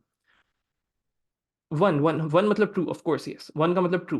फिर से सुनो, ए कभी भी अपने इनवर्स के साथ, सुनो सुनो सुनो सुनो, ए कभी भी अपने इनवर्स के साथ प्लस हो रहा हो, तो answer will always B one. किस तरीके से, अब देखो यहाँ पे फॉर एग्जाम्पल ए की वैल्यू कंसिडर कर लेते हैं zero, which is basically false, plus करवाओ ट्रू के साथ, इसका opposite which is true, sorry, पहले ए की वैल्यू हम लोग कंसिडर कर लेते हैं फॉल्स, ए की ऑपोजिट क्या होगा ये बताओ सब चैट पे, what will be A inverse? A inverse मतलब not A, will be one. Perfect, answer क्या आएगा? आंसर क्या आएगा इसका? वन ही आएगा, राइट। अब इसको ऑपोजिट केस भी देख लो। हाँ, और की बात हो रही है ना, प्लस का मतलब और होता है ना। अब ऑपोजिट केस भी देख लो, अगर ए वन है तो ए का ऑपोजिट क्या होगा? ए का ऑपोजिट क्या होगा? That will be zero, right. बिल्कुल जीरो होगा। तो जब वन और जीरो करो, आंसर क्या आएगा? वन और zero, answer will always B one. बिल्कुल। चलो, अब अगर तुम लोगों को ये चीज समझ आई कि अगर एक इनपुट अपने ही इनपुट के साथ इनवर्स होके और हो रहा होता है, तो answer will always B one. अच्छा, अब आगे बढ़ते हैं, थोड़ा सा और चीजों को लेके चलते हैं। अगर हम लोग बात करें A into for example B, इसका आंसर बताना। A into B will always be equal to B. ये भी एक रूल है, बूलियन अलजेब्रा का क्वेश्चन है ये, एक बहुत सिंपल सा रूल है ये। क्या मतलब है इसका? वन इंटू, हमें ये चीज पता चल गई, हमने इसको सिंप्लीफाई कर लिया सबने कि भाई अगर एक वैल्यू अपने ही इनवर्स के साथ और हो रहा होता है, answer will always B one. ठीक है, answer will always B one, कुछ भी कर लो आंसर हमेशा वन आएगा। अब बात करते हैं, जब आप लोगों का वन इंटू बी, वन कभी भी किसी भी वैल्यू के साथ वन मल्टीप्लाई हो रहा होता है, आंसर हमेशा सेम आ रहा होता है। किस तरीके से अभी देख लेते हैं। मतलब अगर बी की वैल्यू कंसिडर करो ट्रू इंटू, मतलब ट्रू एंड बी की वैल्यू कंसिडर कर लेते हैं ट्रू। चलो आंसर बताओ क्या आ रहा है? ट्रू एंड ट्रू करवाओ, आंसर क्या आएगा? ट्रू एंड ट्रू करवाओ, आंसर क्या आएगा? Will always be true, right. Answer हमेशा ट्रू आएगा। चलो अब बी की वैल्यू कुछ और कंसिडर कर लेते हैं, बी की वैल्यू फॉल्स कंसिडर कर लें। Let's consider false. अब मैंने बी की वैल्यू फॉल्स कंसिडर कर ली। चलो अब बताओ आंसर क्या आ रहा है? ट्रू एंड फॉल्स करवाओ, आंसर क्या आ रहा है? फॉल्स। मतलब बी की जो भी वैल्यू होगी वही सेम टू सेम आंसर आता रहेगा। क्या मतलब हुआ, इस चीज को समझो। वन इंटू बी का मतलब जो भी बी वाली वैल्यू है वो सेम टू सेम आती रहेगी। एक हमारे पास रूल है, अगर ए अपनी ही वैल्यू के साथ इनवर्स के साथ और हो रहा होता है, the answer will always B one. और एक रूल है कि अगर वन कभी भी किसी के साथ भी एंड होगा, the answer will always B same. सही है। तो इसका क्या मतलब है, मुझे थोड़ा सा इसका जवाब देना तुम लोग। अब मैं इसी के मुताबिक लिख रहा हूँ, वन डॉट नॉट एग्जाम्प्ट। चलो अब आंसर बताओ क्या आएगा इसका। अब तुम लोग बताओ इस लॉजिक को इस्तेमाल करते हुए। ये तो ट्रू रहेगा ना। चलो बताओ। बेटे ट्रू फॉल्स नहीं, वो सिंप्लीफाइड इक्वेशन पूछ रहा है आप लोगों से। One and not exempt, answer क्या आ रहा है? नॉट एग्जाम्प्ट, सेम आंसर ही आता रहेगा। बेटा वो सिंप्लीफाइड इक्वेशन आप लोगों से पूछ रहा था, एक्सप्रेशन पूछ रहा था सिंप्लीफाइड, तो नॉट एग्जाम्प्ट। तो जो भी नॉट एग्जाम्प्ट की वैल्यू होगी वही आती रहेगी इस इक्वेशन में, इस पूरे एक्सप्रेशन में। किस तरीके से फिगर आउट किया? अगर वन वाली वैल्यू अपनी ही उससे, सही है। अब फिर से सुन लो मोहम्मद काशान, फिर से सुन लो। अगर वन इंटू वन करो, आंसर क्या आएगा? अभी मैं बी की वैल्यू वन कंसिडर कर रहा हूँ, मोहम्मद काशान, आंसर वन आएगा, परफेक्ट। अच्छा, अब वन इंटू आप लोग जीरो करो, बी की वैल्यू अब मैंने जीरो कंसिडर कर ली, आंसर क्या आ रहा है? काशान, 1 की वैल्यू, बी की वैल्यू 0 कंसिडर कर ली, आंसर इज 0। तो जो भी बी की वैल्यू होगी वही आपका आंसर आ रहा है, यस और नो काशान? मतलब इस तरीके से समझो, 1 into 5 करो, आंसर क्या आएगा? काशान जल्दी जल्दी बेटा, आगे बढ़ना है। 5 आएगा। 1 into 6 करो, आंसर क्या आएगा? 6 आएगा। 1 into 7 करो, आंसर क्या आएगा? 7 आएगा। तो जो आप लोगों की सेकंड वैल्यू वही सेम आ रही है यहाँ पे। तो इस तरीके से हमने इसको फिगर आउट किया कि ये एग्जैक्ट सेम जो भी नॉट एग्जाम की वैल्यू की वही आती रहेगी। समझ आई? And is of course 1। जो 1 होता है ना वो ट्रू होता है आयशा। 0 जो होता है वो फॉल्स उसको कहते हैं हम लोग। सही है। तो सर एक्टिव और नॉट एक्टिव 1 होगा इसमें, ऑफ कोर्स बेटा, क्यों? क्योंकि ट्रू होगा बेसिकली, इसको हम ट्रू कहते हैं। एक्टिव और नॉट एक्टिव हमेशा ट्रू आंसर देगा तुम्हें, कुछ भी कर लो, कोई भी सिनेरियो कंसिडर कर लो एक्टिव का, कोई भी सिनेरियो हमेशा आंसर तुम्हें ट्रू देगा। सही है। अगर एक्टिव की वैल्यू 0 है, नॉट एक्टिव, अगर एक्टिव की वैल्यू फॉल्स है, नॉट एक्टिव की वैल्यू क्या हो जाएगी? नॉट एक्टिव की वैल्यू ट्रू हो जाएगी। और कर दोगे हमेशा आंसर बनाएगा।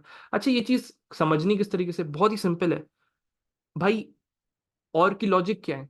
कहीं पे भी 1 आ जाता है तो आंसर ट्रू होता है, ये सुनो।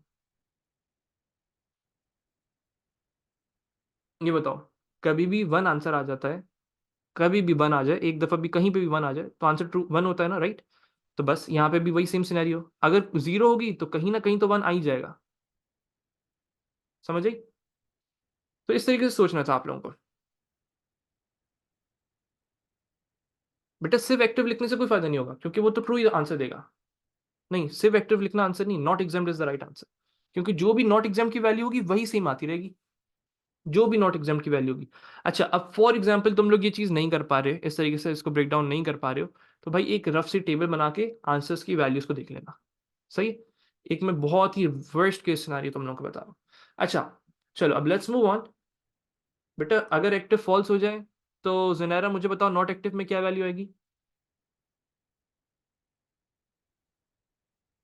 ट्रू। तो बस 1 ही हो जाएगा ना फिर, at the and true he consider होगा ना वो। कुछ भी कर लो, कोई भी वैल्यू कंसिडर कर लो। सही है। अच्छा अब जब ये 1 होगा, हमें ये चीज पता चल गई कि दिस विल ऑलवेज बी 1, तो 1 को किसी भी वैल्यू के साथ मल्टीप्लाई करवाओ, the answer will be the same. जो भी वैल्यू, यहाँ पे अगर मैं बी लिख दूं आंसर विल बी बी। बेटा एक्टिव नहीं लिख सकते एमल, क्या हो गया बेटा? अभी तो बताया ये 1 होगा, एक्टिव से आंसर थोड़ी आएगा आपके पास, आपका जो भी नॉट एग्जाम का आंसर आएगा वही रिपीट होता रहेगा। सही है एमल? चलो, होपफुली तुम लोग को ये चीज समझ आ गई होगी। बहुत ज्यादा डिटेल में चले गए हम लोग इसकी। चलो अब लेट्स मूव ऑन। यहाँ पे इसकी सारी मार्क्सिंग भी तुम लोग देख सकते हो, हर एक एक चीज मौजूद है। क्वेश्चन नंबर 3 देखते हैं अब जल्दी से। अब सबका फोकस चाहिए मुझे यहाँ पे। Let's talk about question 3 now. Question 3 में वो आप लोगों से क्या कह रहा है, आप सब चीजों को समझो यहाँ पे। वो आप लोगों से कह रहा है customer collects points every time they make a purchase at a store. एक आप लोगों के पास कस्टमर्स हैं जो कि पॉइंट्स कलेक्ट करते हैं every time they make a purchase at a store. जब भी एक स्टोर पे कुछ चीज खरीदते हैं तो उनको पॉइंट्स मिलते हैं। सही है, ठीक है। A program is use to manage system, एक प्रोग्राम बनाया जा रहा है पॉइंट सिस्टम को मैनेज करने के लिए। And the table list some of the information stored for one customer. एक कस्टमर के लिए 3 चीजें मौजूद हैं आप लोगों के पास। Identify suitable structure for storing the information for one customer. एक कस्टमर की इंफॉर्मेशन स्टोर करने के लिए सबसे बेस्ट स्ट्रक्चर क्या होगा? बताओ भाई चैट पे।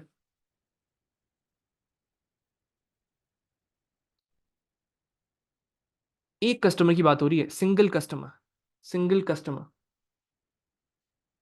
स्ट्रक्चर मतलब डाटा स्ट्रक्चर की बात हो रही है।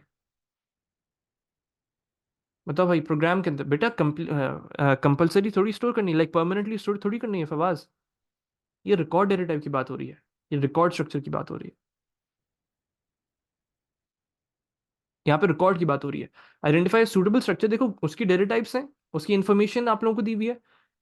रिकॉर्ड डेटा टाइप क्या होती है? आप लोग एक कस्टमर की टाइप बना सकते हो, यस और नो?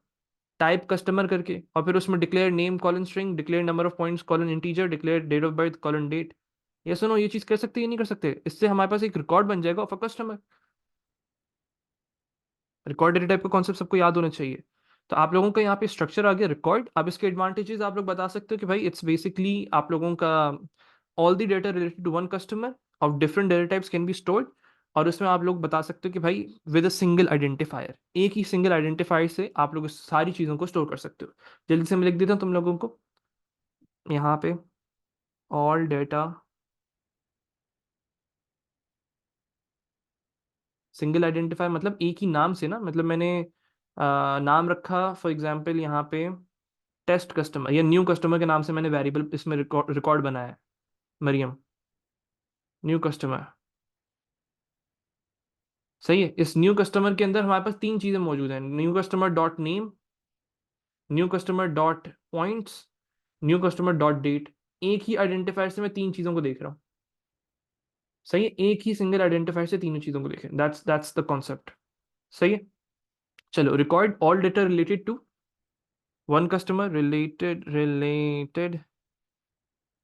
To one customer. देखो वो बात किस चीज की कर रहा था, वो एक सिंगल कस्टमर की बात कर रहा है, और अलग अलग डेटा टाइप्स भी दी हुई हैं आप लोगों को। All data related to one customer of different data types,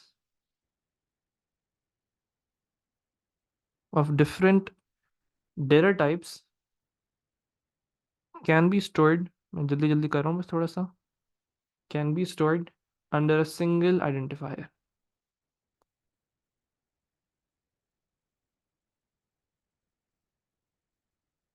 अच्छा, पार्ट टू में वो आप लोगों से क्या कह रहा है, डिस्क्राइब अ डेटा स्ट्रक्चर, एक ऐसा डेटा स्ट्रक्चर बताओ that could be used to store the information for all customers.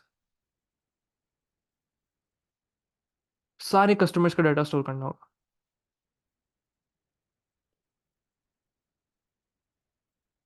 अच्छा, जो जो एरेज आंसर लिख रहे हैं, जो वन डायमेंशनल एरेज आंसर बोल रहे हैं, उनको एक मार्क मिल रहा है।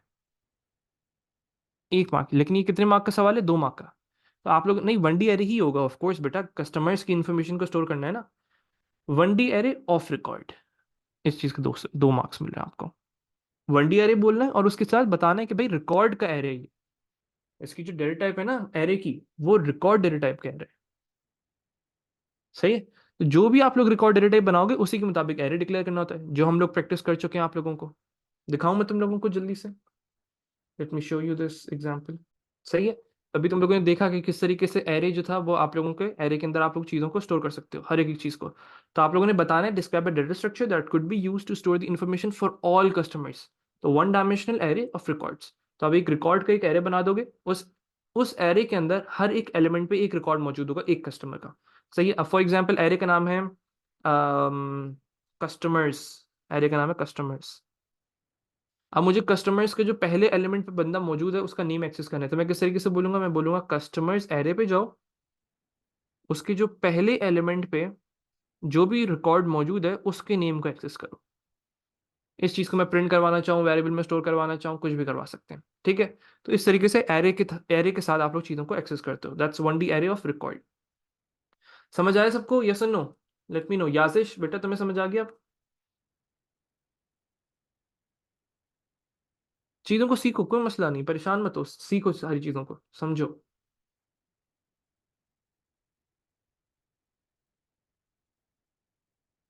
सही है। बेटा टू डायमेंशनल एरे कब यूज करते हैं, जब इमेजेस का कॉन्सेप्ट हो। बेटा मैं मार्क्स में दिखा देता हूँ, कोई मसला नहीं। नहीं नहीं, ये लिंगलेस का कॉन्सेप्ट कहाँ से आ गया? अच्छा रुबैशा, अब सुनो। वो आप लोगों से सवाल कर रहा था, एक रिकॉर्ड आप लोग बना सकते हो, राइट? अब वो कह रहे डिस्क्राइब अ डेटा स्ट्रक्चर, एक आप लोग एक ऐसा डेटा स्ट्रक्चर बताओ। बेटा data structure, file data structure नहीं है आप लोगों का। सही है। जब भी वो आप लोगों से सवाल करे आइजा कि आपने डेटा परमानेंटली स्टोर करना है, तो फाइल का कॉन्सेप्ट है। यहाँ पे आप लोगों से बात हो रही है प्रोग्राम के अंदर। सही है। अब वो आप लोगों से कह रहे हैं describe a data structure that could be used to store the information for all customers. हर एक एक कस्टमर्स की इंफॉर्मेशन आप लोगों ने स्टोर करनी है। आपने रिकॉर्ड डेटा टाइप तो बना ली, अब आप किस तरीके से करोगे? आप एक एरे जो आपने बनाया ना, वन डायमेंशनल एरे बनाएंगे, जिसमें आप लोग डिक्लेयर कर दोगे इसको फॉर रिकॉर्ड ऑफ, जो भी रिकॉर्ड का नाम रखा है, जैसे कस्टमर नाम रखा है मैंने इस डेटा टाइप का। तो इससे क्या होगा, इसके अंदर वो आप रिकॉर्ड्स को स्टोर कर सकते हो। रुबैशा, रिकॉर्ड्स मतलब हर एक एक चीज का नाम, उसकी डेट ऑफ बर्थ, उसकी पॉइंट्स, सब एक रिकॉर्ड की फॉर्मेट में आ जाएगा आपके पास। समझ आई रुबैशा ये चीज? परफेक्ट। चलो, one dimension array of records. Sir अगर हमद बेटा पढ़ लो, इससे अच्छा बेहतर नहीं है तुम्हारे लिए? चलो बेहतरीन, लेट्स मूव ऑन, थोड़ा सा आगे बढ़ते हैं चीजों को लेके। अब वो पार्ट बी में आप लोगों से कह रहा है, पार्ट बी में क्या कह रहा है आप लोगों से, customer receives points depending on the amount they spend. Customers जो होते हैं आप लोगों के, they receive points depending on the amount they spend, जितनी वो अमाउंट स्पेंड करते हैं उसी के मुताबिक उनको पॉइंट्स मिलते हैं। The number of points depends on the band that the amount falls into. For example, मेरे पास तीन बैंड्स हैं यहाँ पे, इन्होंने एग्जांपल्स दी हुई हैं तीन बैंड्स की, 1 2 3। अमाउंट कौन कौन सी है, अगर लेस देन $10 की मैं परचेज करता हूँ आप लोगों से, तो मेरा बैंड 1 के अंदर मैं लाई करूंगा फॉर एग्जाम्पल, और मुझे जो पॉइंट्स मिलेंगे वो मिलेंगे $5, 5 पर होल डॉलर। होल डॉलर का मतलब समझना, सही है। अब तुम लोग जो हो नॉर्मली अगर समझते तो रीड करके आगे बढ़ जाते, अब लेकिन एज अ प्रोग्रामर सोच रहे हैं तो होल डॉलर का मतलब क्या है, ऑफ कोर्स इंटीजर वैल्यूज की बात हो रही है। You are not suppose to consider real values in this, क्योंकि उन्होंने बोल दिया होल डॉलर।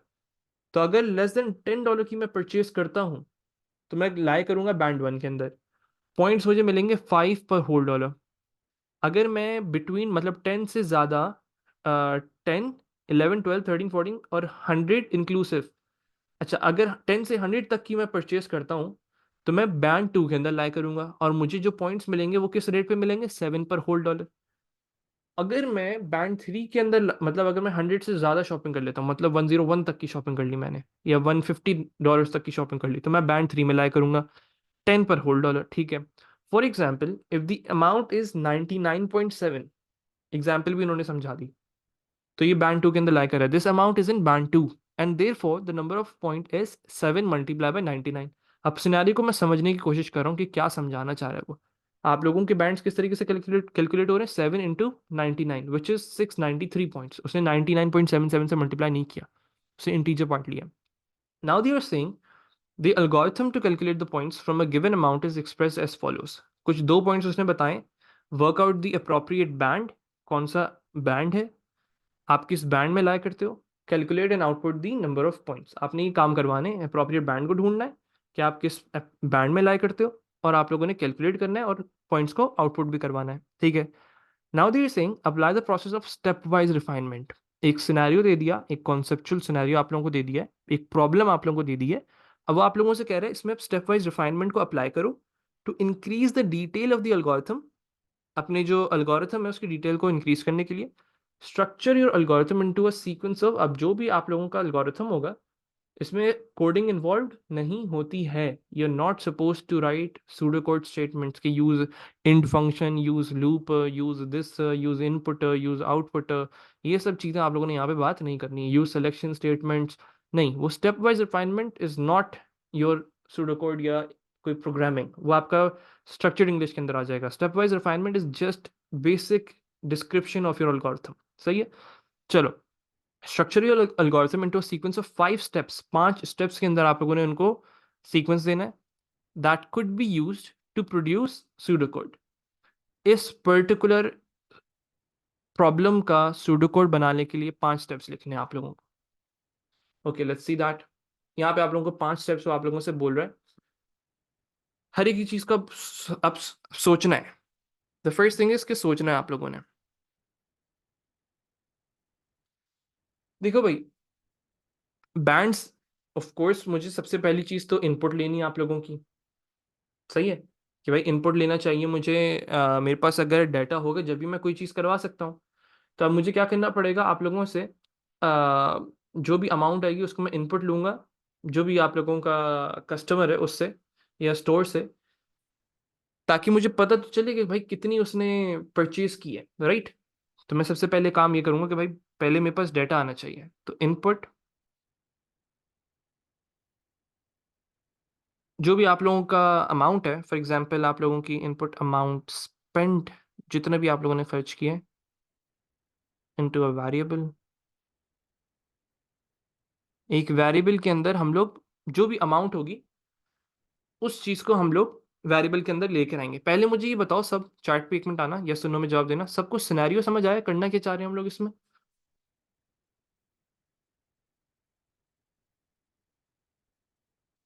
राइट। अब बस इसी चीज को, इसी प्रॉब्लम को आप, हाँ बिल्कुल, पॉइंट्स को कैलकुलेट करना है, राइट। अब इसी प्रॉब्लम को आप लोगों ने ब्रेक डाउन करना है, ठीक है।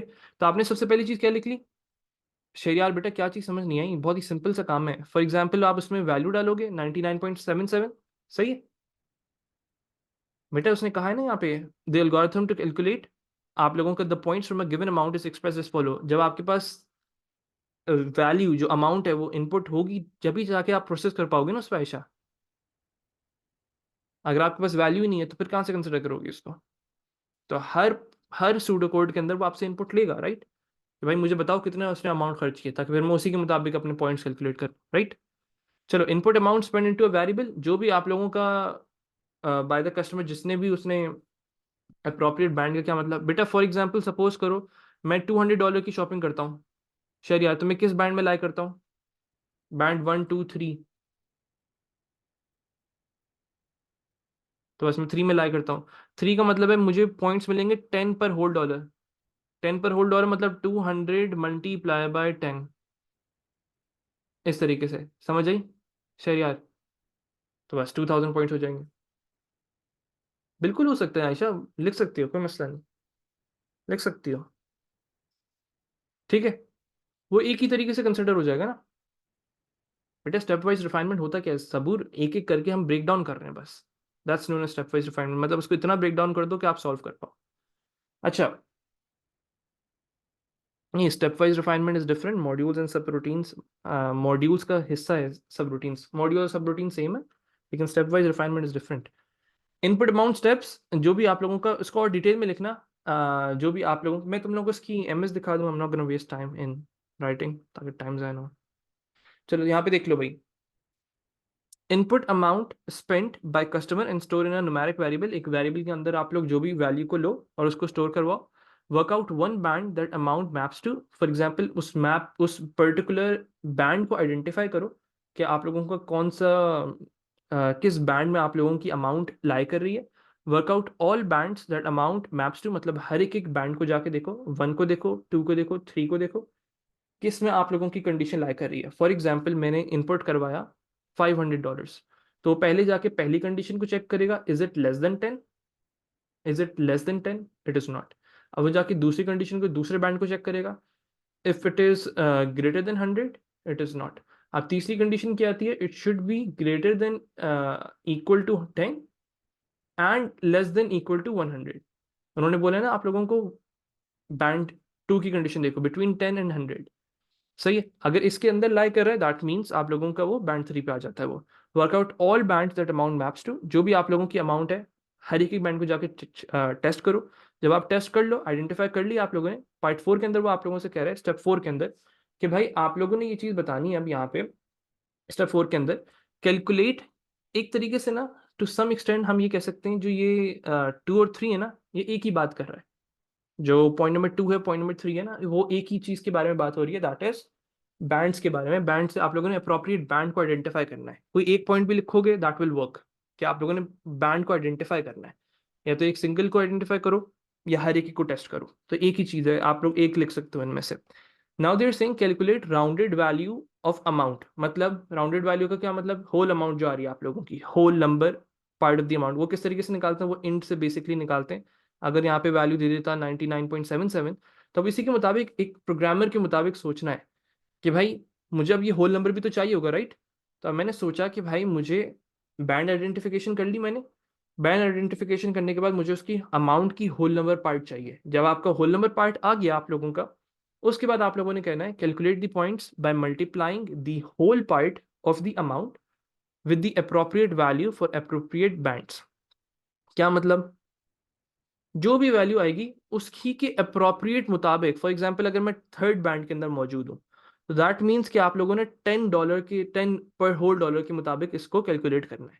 तो इनमें से आपने 5 पॉइंट्स लिखने हैं, और लास्ट पॉइंट कह रहा है आप लोगों का output the number of points.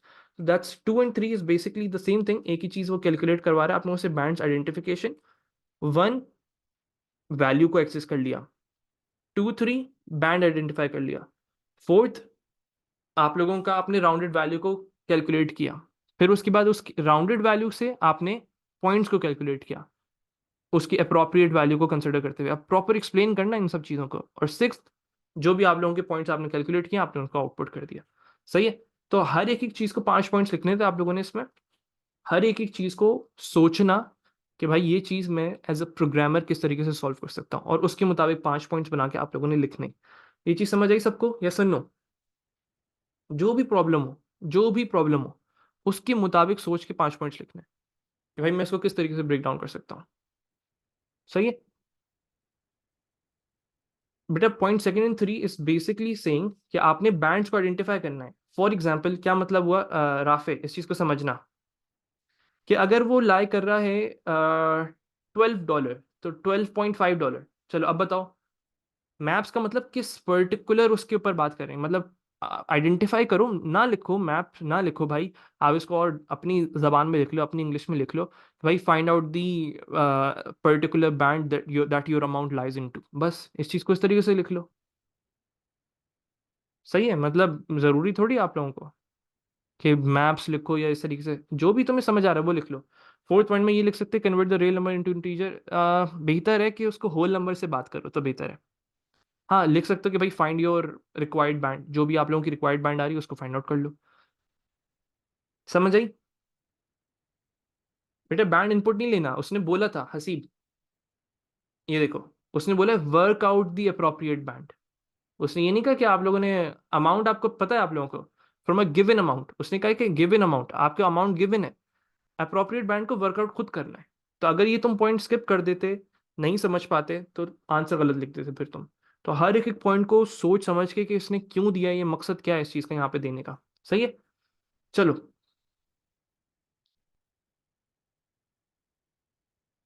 नहीं शरियार, इस तरीके से नहीं होता बेटा।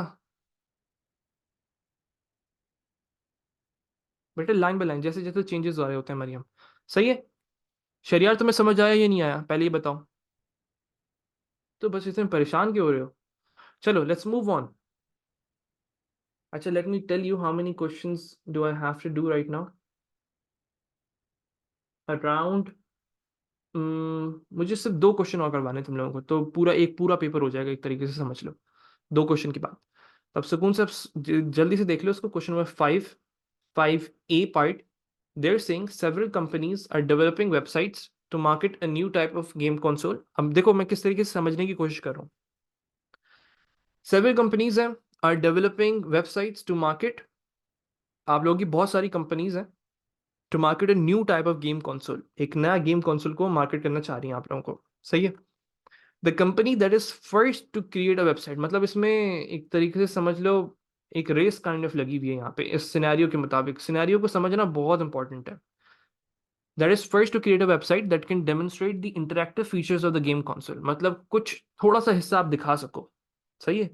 वो कहना चाह रहे हैं कि that can first to create a website that can demonstrate the interactive features, सिर्फ उसके इंटरैक्टिव फीचर्स आपको कंसोल का दिखा सको, will have an advantage over the others. मतलब अगर मैं इसको थोड़ा सा बस इंटरैक्टिव फीचर्स दिखा सकूं ना इस गेम कंसोल के, तो मैं बाकी कंपनीज से मुझे एडवांटेज मिल जाएगा। सही है? एडवांटेज मतलब पहले ये मार्केट में आ गए इस तरीके से। सही है? द requirements for the websites are likely to change, जो भी रिक्वायरमेंट्स है ना वो बाई टाइम, ऑफ कोर्स से वो इंटरेक्टिव फीचर दिखाना चाह रहे हैं अभी, लेकिन the requirements for the website are likely to change, वो बार बार चेंज होंगी as more information about the features of the console are made available. जैसे जैसे कंसोल की इन्फॉर्मेशन आती रहेगी ना, देखो ये बहुत मजेदार सवाल है, सिनेरियो बेस्ड क्वेश्चन। जैसे जैसे कंसोल की इन्फॉर्मेशन आती रहेगी, उसमें ऑफ कोर्स चेंजेस आपके प्रोग्राम में होते रहेंगे। Right? Now they are saying one company, एक ऐसी कंपनी है हमारे पास, which has decided to develop the website using a program development cycle based on the waterfall model. सवाल को समझो, कितना मजेदार क्वेश्चन है। वो आपसे कह रहा है कि एक सिनेरियो दे दिया और कह रहा है कि एक कंपनी है जो वाटरफॉल मॉडल से करना चाह रही है। हमारे पास 3 मॉडल्स होते हैं, we have one waterfall model, iterative model, rapid application development. सही है? Now they are saying give 2 reasons, 2 reasons बताओ why this may not be the most appropriate model to use in this case. चलो सोचो उसके बारे में, तुम लोगों को टाइम दो, सोचो। चैट ओपन कर दिया बाय द वे मैंने। 2 रीजंस बताओ।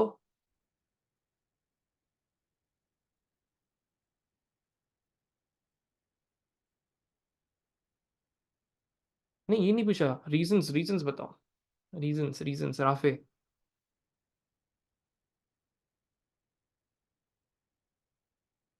Can I say that waterfall model will be quite slow? Will be quite slow. Can I say that? क्योंकि चेंजेस आ रही हैं बार बार, हम नेक्स्ट स्टेज पे मूव ही नहीं कर सकते अगर पहली स्टेज कंप्लीट ना हुई भी हो, और इसके अंदर वाटरफॉल मॉडल में चेंजेस नहीं आ सकती, राइट? ये एक रीज़न हम लोग लिख सकते हैं। क्या इसमें बहुत ज़्यादा आप लोगों की फीडबैक की इन्वॉल्वमेंट है? यस और नो? क्या इसमें बहुत ज़्यादा फीडबैक की इन्वॉल्वमेंट है? ऑफ कोर्स ना। फीडबैक मतलब क्या इसके अंदर क्लाइंट से बार बार चीज़ें को देखना, या तो वो पूरा थोड़ी समझा सकते हैं तुम्हें, वो तो बार बार चेंजेस करवा रहा होगा ना बेटा। ऑफ कोर्स हसी, बिल्कुल कस्टमर इन्वॉल्वमेंट है ना। ऐसा इतना बड़ा प्रोग्राम लिख रहे हो तो वो कहना चाह रहा है आप लोगों को are likely to change as more information about the features of the console are more are made available। तो ये फीचर्स कौन देगा तुम्हें? क्लाइंट ही देगा ना तुम्हें। मीटिंग क्लाइंट ही तुम लोगों को ये फीचर्स बताएगा ना, तो ऑफ कोर्स बार बार आप लोगों को फीडबैक चाहिए होगा कि भाई मैंने यहाँ तक लिख लिया, आप बताओ, यहाँ तक लिख लिया, आप बताओ, राइट? तो इसमें हायर इन्वॉल्वमेंट की ज़रूरत है, और वाटरफॉल मॉडल में तो हायर इन्वॉल्वमेंट का सिनेरियो है ही नहीं। मतलब पहली स्टेज में जो चीज़ आप लोग उससे मालूम कर लेते हो अपने क्लाइंट से, बस वही रहती है आप लोगों की, उसके अलावा तो कोई चीज़ होती नहीं है वाटरफॉल मॉडल में। तो उसकी बहुत सारी चीज़ें। अच्छा एक चीज़ और, क्या हमारे वाटरफॉल मॉडल में, क्योंकि देखो उन्होंने एक सिनेरियो और दिया है, जो भी पहले एक इंटरफेस बना देगा ना, एक इंटरेक्टिव फीचर बना देगा, उसको एक एडवांटेज मिल जाएगा। तो वाटरफॉल मॉडल में ये चीज़ पॉसिबल ही नहीं है कि एक अर्ली वर्जन आप लोगों को दे सकें। वो तो जब सारी एक स्टेज कंप्लीट होगी जब ही वो सेकंड स्टेज में जाएगा। वो कोई भी आप लोगों को एक फाइनल प्रोडक्ट जो है, एक सैम्पल प्रोडक्ट आप लोगों को स्टार्टिंग में नहीं मिलता है वाटरफॉल मॉडल में। सही है? तो उसके बहुत सारे आंसर्स लिख सकते हो। मैं तुम लोग को जल्दी से इसकी एमएस दिखाऊं? देखो, no working software until late in the life cycle, मतलब आप लोगों का समझ लो आखिर वक्त तक आप लोगों को एक वर्किंग मॉडल नहीं मिल पाएगा, वर्किंग सॉफ्टवेयर नहीं मिल पाएगा अंटिल द लाइफ, लाइक आखिर में जाके मिलेगा वाटरफॉल मॉडल के अंदर। सो स्लोअर टू मार्केट, मार्केट नहीं कर पाओगे तो आप लोगों का कंपटीशन इसमें लो हो जाएगा, आप एक तरीके से डिसएडवांटेज में चले जाओगे। Does not allow the creation of early versions, इसमें आप लोगों को अर्ली वर्जन्स नहीं बना सकते, एक प्रोटोटाइप नहीं बना सकते। सही है? अच्छा अब पॉइंट टू कह रहा है मोर डिफिकल्ट। बिल्कुल बिल्कुल, एंड पे ही आपको एक प्रोडक्ट मिलेगा एंड पे वाटरफॉल मॉडल के अंदर। मोर डिफिकल्ट, बहुत ज़्यादा डिफिकल्ट है। Slower to cope with changes to the requirements, आप लोगों का more difficult to cope with the changes to the requirements. Prototype होता है एक, प्रोटोटाइप का मतलब होता है एक सैंपल आपने बना के दिखा दिया कि भाई इस तरीके से आप लोगों का इंटरेक्टिव वो दिख रहा है, उसको कहते हैं प्रोटोटाइप। फॉर एग्जांपल मैं एक प्रोडक्ट बनाना चाह रहा हूँ, मैं उसका एक प्रोडक्ट जो है एक सैंपल काइंड ऑफ बना के अपने क्लाइंट को दिखाता हूँ, देखो इस तरीके से बनेगा। फिर उस पर प्रॉपर आप, जैसे 100 शर्टें बनानी है, 100 शर्टों में से मैं बोलूंगा भाई मुझे एक प्रोटोटाइप तो दिखा दो, एक सैंपल तो दिखा दो। जब आप उसको सैंपल दिखा देते हो, फिर वो कहते हैं हाँ अब अच्छा एक 100 टी शर्ट्स और बना दो। इस तरीके से प्रोटोटाइप होता है। सही है? तो आप लोगों का चेंजेस के साथ आप लोग उसको कोप अप नहीं कर पाओगे। It's more difficult to change, to cope up with the changes to the requirements. तो जैसे जैसे चेंजेस आ रही हैं आप लोगों की, बेटा पूरा एक्सप्लेन करना है। हर एक चीज जितना एक्सप्लेन कर सकते हो ना, जितनी अपनी नॉलेज शो कर सकते हो हसी, उतनी नॉलेज शो करना। बिल्कुल डिसएडवांटेजेस नहीं है वाटरफॉल मॉडल के। नीड्स हाई इन्वॉल्वमेंट, आप लोगों की हाई इन्वॉल्वमेंट चाहिए होती है कस्टमर्स की, क्लाइंट्स की, तो इनमें से दो लिखने थे आप लोगों ने। It will be more expensive, यार एक्सपेंसिव तो नहीं होगा, it's kind of similar. Waterfall models expensive नहीं होता, इस तरीके से नहीं होता ऐसा। ज़्यादातर ऐसे पॉइंट्स सोचा करो कि आप लोगों का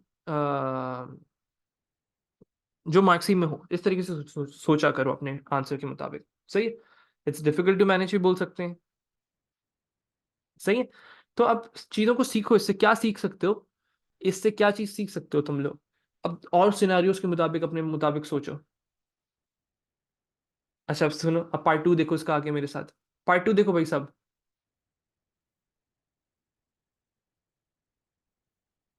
पार्ट टू देखो। Identify a more appropriate development life cycle for this scenario. भाई दोनों इस्तेमाल कर सकते हो तुम लोग, आइटरेटिव भी लिख सकते हो, रैपिड एप्लीकेशन डेवलपमेंट भी लिख सकते हो। Both will work. बेटा बता देता हूँ काशांत। सही, दोनों दोनों आंसर सही है इसके। इसमें आप आइटरेटिव भी यूज कर सकते हैं, रैपिड एप्लीकेशन डेवलपमेंट भी इस्तेमाल कर सकते हैं। सही है? अच्छा इसका तुम पॉइंट थ्री पूछे थे काशान, नीड्स हाई इन्वॉल्वमेंट, मतलब आपकी क्लाइंट की हाई इन्वॉल्वमेंट की जरूरत है, वो वाटरफॉल में नहीं होता। वाटरफॉल में सब पहली स्टेज पे आपकी क्लाइंट की इन्वॉल्वमेंट होती है, फिर उसको आखिर में एक मजेदार सरप्राइज से मिलता है उसको। सही है? जैसे वर्क कॉम्प्लेक्स प्रोग्राम बिल्कुल ऐसे ही है रुबैशा, लेकिन पॉइंट को ना एक्सप्लेन करो, कॉम्प्लेक्स प्रोग्राम में क्यों नहीं काम करता, दैट्स द आंसर। ये नहीं कि it does not work for complex program, क्यों नहीं काम करता, वो पूछना चाह रहे थे। वो भी यही कह रहे हैं कि इट इज नॉट सूटेबल, लेकिन वो पूछना चाह रहे हैं क्यों सूटेबल नहीं है। सही है। चलो अब पार्ट बी देखो इसका। अब पार्ट बी देखो कितना मजेदार सवाल है, एक और सिनेरियो बेस्ड क्वेश्चन। अब वो पार्ट बी में आप लोगों से कह रहे हैं, बिल्कुल ड्यूरिंग द डेवलपमेंट फिर कोई कस्टमर इन्वॉल्वमेंट नहीं होगी, सिर्फ पहली स्टेज में डिजाइन की स्टेज में मौजूद है कस्टमर इन्वॉल्वमेंट, उसके बाद नहीं कस्टमर या क्लाइंट इन्वॉल्वमेंट। पार्ट बी देखो भाई, the website has been running in test mode for several weeks. Website जो है आप लोगों के टेस्ट मोड में काम करी बहुत हफ्तों से, मतलब टेस्टिंग चल रही थी उस पर। Identify and describe a final stage of testing, अब आखिरी स्टेज क्या है टेस्टिंग की, that should take place before the website is made available to all customers. मतलब टेस्टिंग हो रही थी उसकी, has been running in test mode for several weeks, बहुत हफ्तों तक उसकी टेस्टिंग होती रही है। बेटा नहीं, फवाज, स्टब टेस्टिंग कब होती है? स्टब टेस्टिंग होती है मॉड्यूल से रिलेटेड बात हो रही हो। Integration testing, stub testing module से रिलेटेड बात हो रही है, परफेक्टिव मेंटेनेंस को कहते हैं राफे। बिल्कुल सही। तो आउट ऑफ हाउस टेस्टिंग को क्या कहते हैं? Beta testing. बीटा टेस्टिंग क्या होती है कि आप लोग कस्टमर्स को ना एक सैंपल बना के दिखाते हो, भाई मैं ये चीज बनाना चाह रहा हूँ, कुछ कहीं कहीं लॉन्च करते हो उसको, और फिर बोलते हो मुझे टेस्ट करके बताओ क्या कि इसमें इंप्रूवमेंट कर सकता हूँ मैं आप लोगों का। तो जो आप लोगों की टेस्टिंग होती है that is known as beta testing. Beta testing को हम लोग बोलते हैं आउट ऑफ हाउस टेस्टिंग भी बोलते हैं इसको। Beta testing. अल्फा टेस्टिंग क्या होती है? अल्फा टेस्टिंग क्या होती है? इन हाउस टेस्टिंग, मतलब जो प्रोग्रामर्स हैं वही उसको टेस्ट करने की कोशिश करते हैं। बीटा टेस्टिंग क्या है, अब आप कस्टमर्स से, जो आप लोगों के क्लाइंट्स हैं उससे कहते हो कि भाई अब आप इसमें गलती निकाल के बताओ। सही है। एक ही चीज है रुबैशा, एक ही चीज है। That's basically out of house testing, लेकिन लिखना बीटा टेस्टिंग है। इंडिविजुअल मॉड्यूल्स टुगेदर, बेटा वो कह रहे हैं ना कि सेवरल वीक से वो काम चल रहा है आप लोगों को ऑलरेडी, वो वाली चीज आप लोगों की और सेवरल वीक से चल रही है। सही। बेटा बस मरी खत्म ही होंगे ऑलमोस्ट। अब फिर इसकी डिस्क्रिप्शन तुम लोग बताओगे, यहाँ पे डिस्क्रिप्शन देख लो भाई, यहाँ पे सब देखो। एक है बीटा टेस्टिंग, एक है स्टब टेस्टिंग होती है, इंटीग्रेशन टेस्टिंग होती है, अल्फा टेस्टिंग होती है। यार एक्सेप्टेंस टेस्टिंग भी हो सकती है, बिल्कुल हो सकती है लिस्बा, जो तुम कह रही हो ना वो भी ठीक कह रही हो। लेकिन इसका जो एक्सेप्टेंस टेस्टिंग है ना, एक सिमिलर चीज है, एक्सेप्टेंस और बीटा एक ही चीज है। जो उसका अप्रोप्रिएट नाम है ना वो बीटा टेस्टिंग, इसकी तुम डिस्क्रिप्शन पढ़ो तुम्हें एक ही चीज दिखेगी। बिल्कुल, ये 2023 के पास पेपर्स में बेटा। अल्फर्ट तुम लिखते मार्क्स नहीं मिलते, क्यों नहीं मिलते? क्योंकि वो बोल रहे हैं ना कि आप लोगों से भाई टेस्ट मोड में सेवरल हफ्तों से चल रहा है, तो वो कौन टेस्ट कर रहा है? Haseeb. Of course in in house चल रही थी ना कब से testing, alpha alpha testing already चल रही थी। अब लास्ट स्टेज है जिसमें आपने कस्टमर्स को देना है, तो लास्ट स्टेज हमेशा बीटा टेस्टिंग होती है। तो इसकी तरह पॉइंट्स पढ़ लो आप लोग यहाँ पे। Testing carried out by a small group of potential users. Users will check that the website software works as required, works in the real world. User will identify errors in the website. Users will give feedback, suggestions for improvement, and the problems will be identified and will be addressed. सही है। तो आप लोगों ने इसको explain करना है। तो ये बहुत मजेदार एक एग्जांपल थी कि सिनेरियो बेस्ड एरर्स टेस्टिंग की तुम लोगों को पता होना जरूरी है। और ऊपर तुम लोगों ने वो भी देख लिया कि प्रोग्राम डेवलपमेंट साइकिल का किस तरीके से मजेदार क्वेश्चन आ रहे हैं आप लोगों के। सही है। राफे बेटा कोई सवाल है तुम्हारा? सर उन्होंने आउट ऑफ हाउस मेंशन ही नहीं किया बेटा, आउट ऑफ हाउस थोड़ी मेंशन करेंगे सना, वो पूछ रहे हैं लास्ट स्टेज कौन सी है। Mohib if you wrote acceptance testing, एक ही चीज है बेटा, क्योंकि उसकी डिस्क्रिप्शन के तुम्हें मार्क्स मिल जाते हैं मोहिब। इन 9 सेकंड रियली आस्क्ड 30 क्वेश्चन। नहीं राफे, ये सारे मैंने, अभी तक एक पेपर चल रहा है, तुम सोच सकते हो अभी तक जितने सवाल किए ना, ये सब एक पेपर के क्वेश्चन हैं। अभी तक एक पेपर, एक वेरिएंट खत्म नहीं हुआ, 21 वेरिएंट चल रहा है। बेटा बहुत, अब थ्योरी के बहुत सवाल हैं ये, बहुत इंपॉर्टेंट क्वेश्चन, और थ्योरी के ज्यादा क्वेश्चन अब देने लगे हैं। अभी तक 9618 2023 मई जून वेरिएंट 2 1 चल रहा है अभी तक। समझे? तो ये एक तरीके से मुफ्त मार्क्स भी हैं, लेकिन मुफ्त मार्क्स नहीं भी हैं। तो अगर तुम लोगों ने प्रॉपर प्रैक्टिस की हुई तो एक तरीके से मुफ्त मार्क्स हैं, नहीं की हुई तो फिर फंस जाओगे। चलो देखो, ये क्वेश्चन 5 है अभी आप लोगों का पेपर का, वेरिएंट 2 1 का। सही है। राफी तुम्हारा कोई सवाल था बेटा? तुमने मैसेज इन, अच्छा हाँ तुम्हारा तो हो गया ना डी। चलो अब आ जाओ इसका क्वेश्चन नंबर 7। क्वेश्चन नंबर 7, 6 जो था वो सूडो कोड का क्वेश्चन था, अब 7 पे आ जाओ जल्दी से, खत्म करते हैं, बस ये लास्ट क्वेश्चन करवा रहा हूँ तुम लोगों को ताकि एक पूरा पेपर हो जाए आप लोगों का। सही है। चलो अब आ जाओ 7 पे। नाउ दे आर सेइंग, सबको विजिबल है? Late me know please.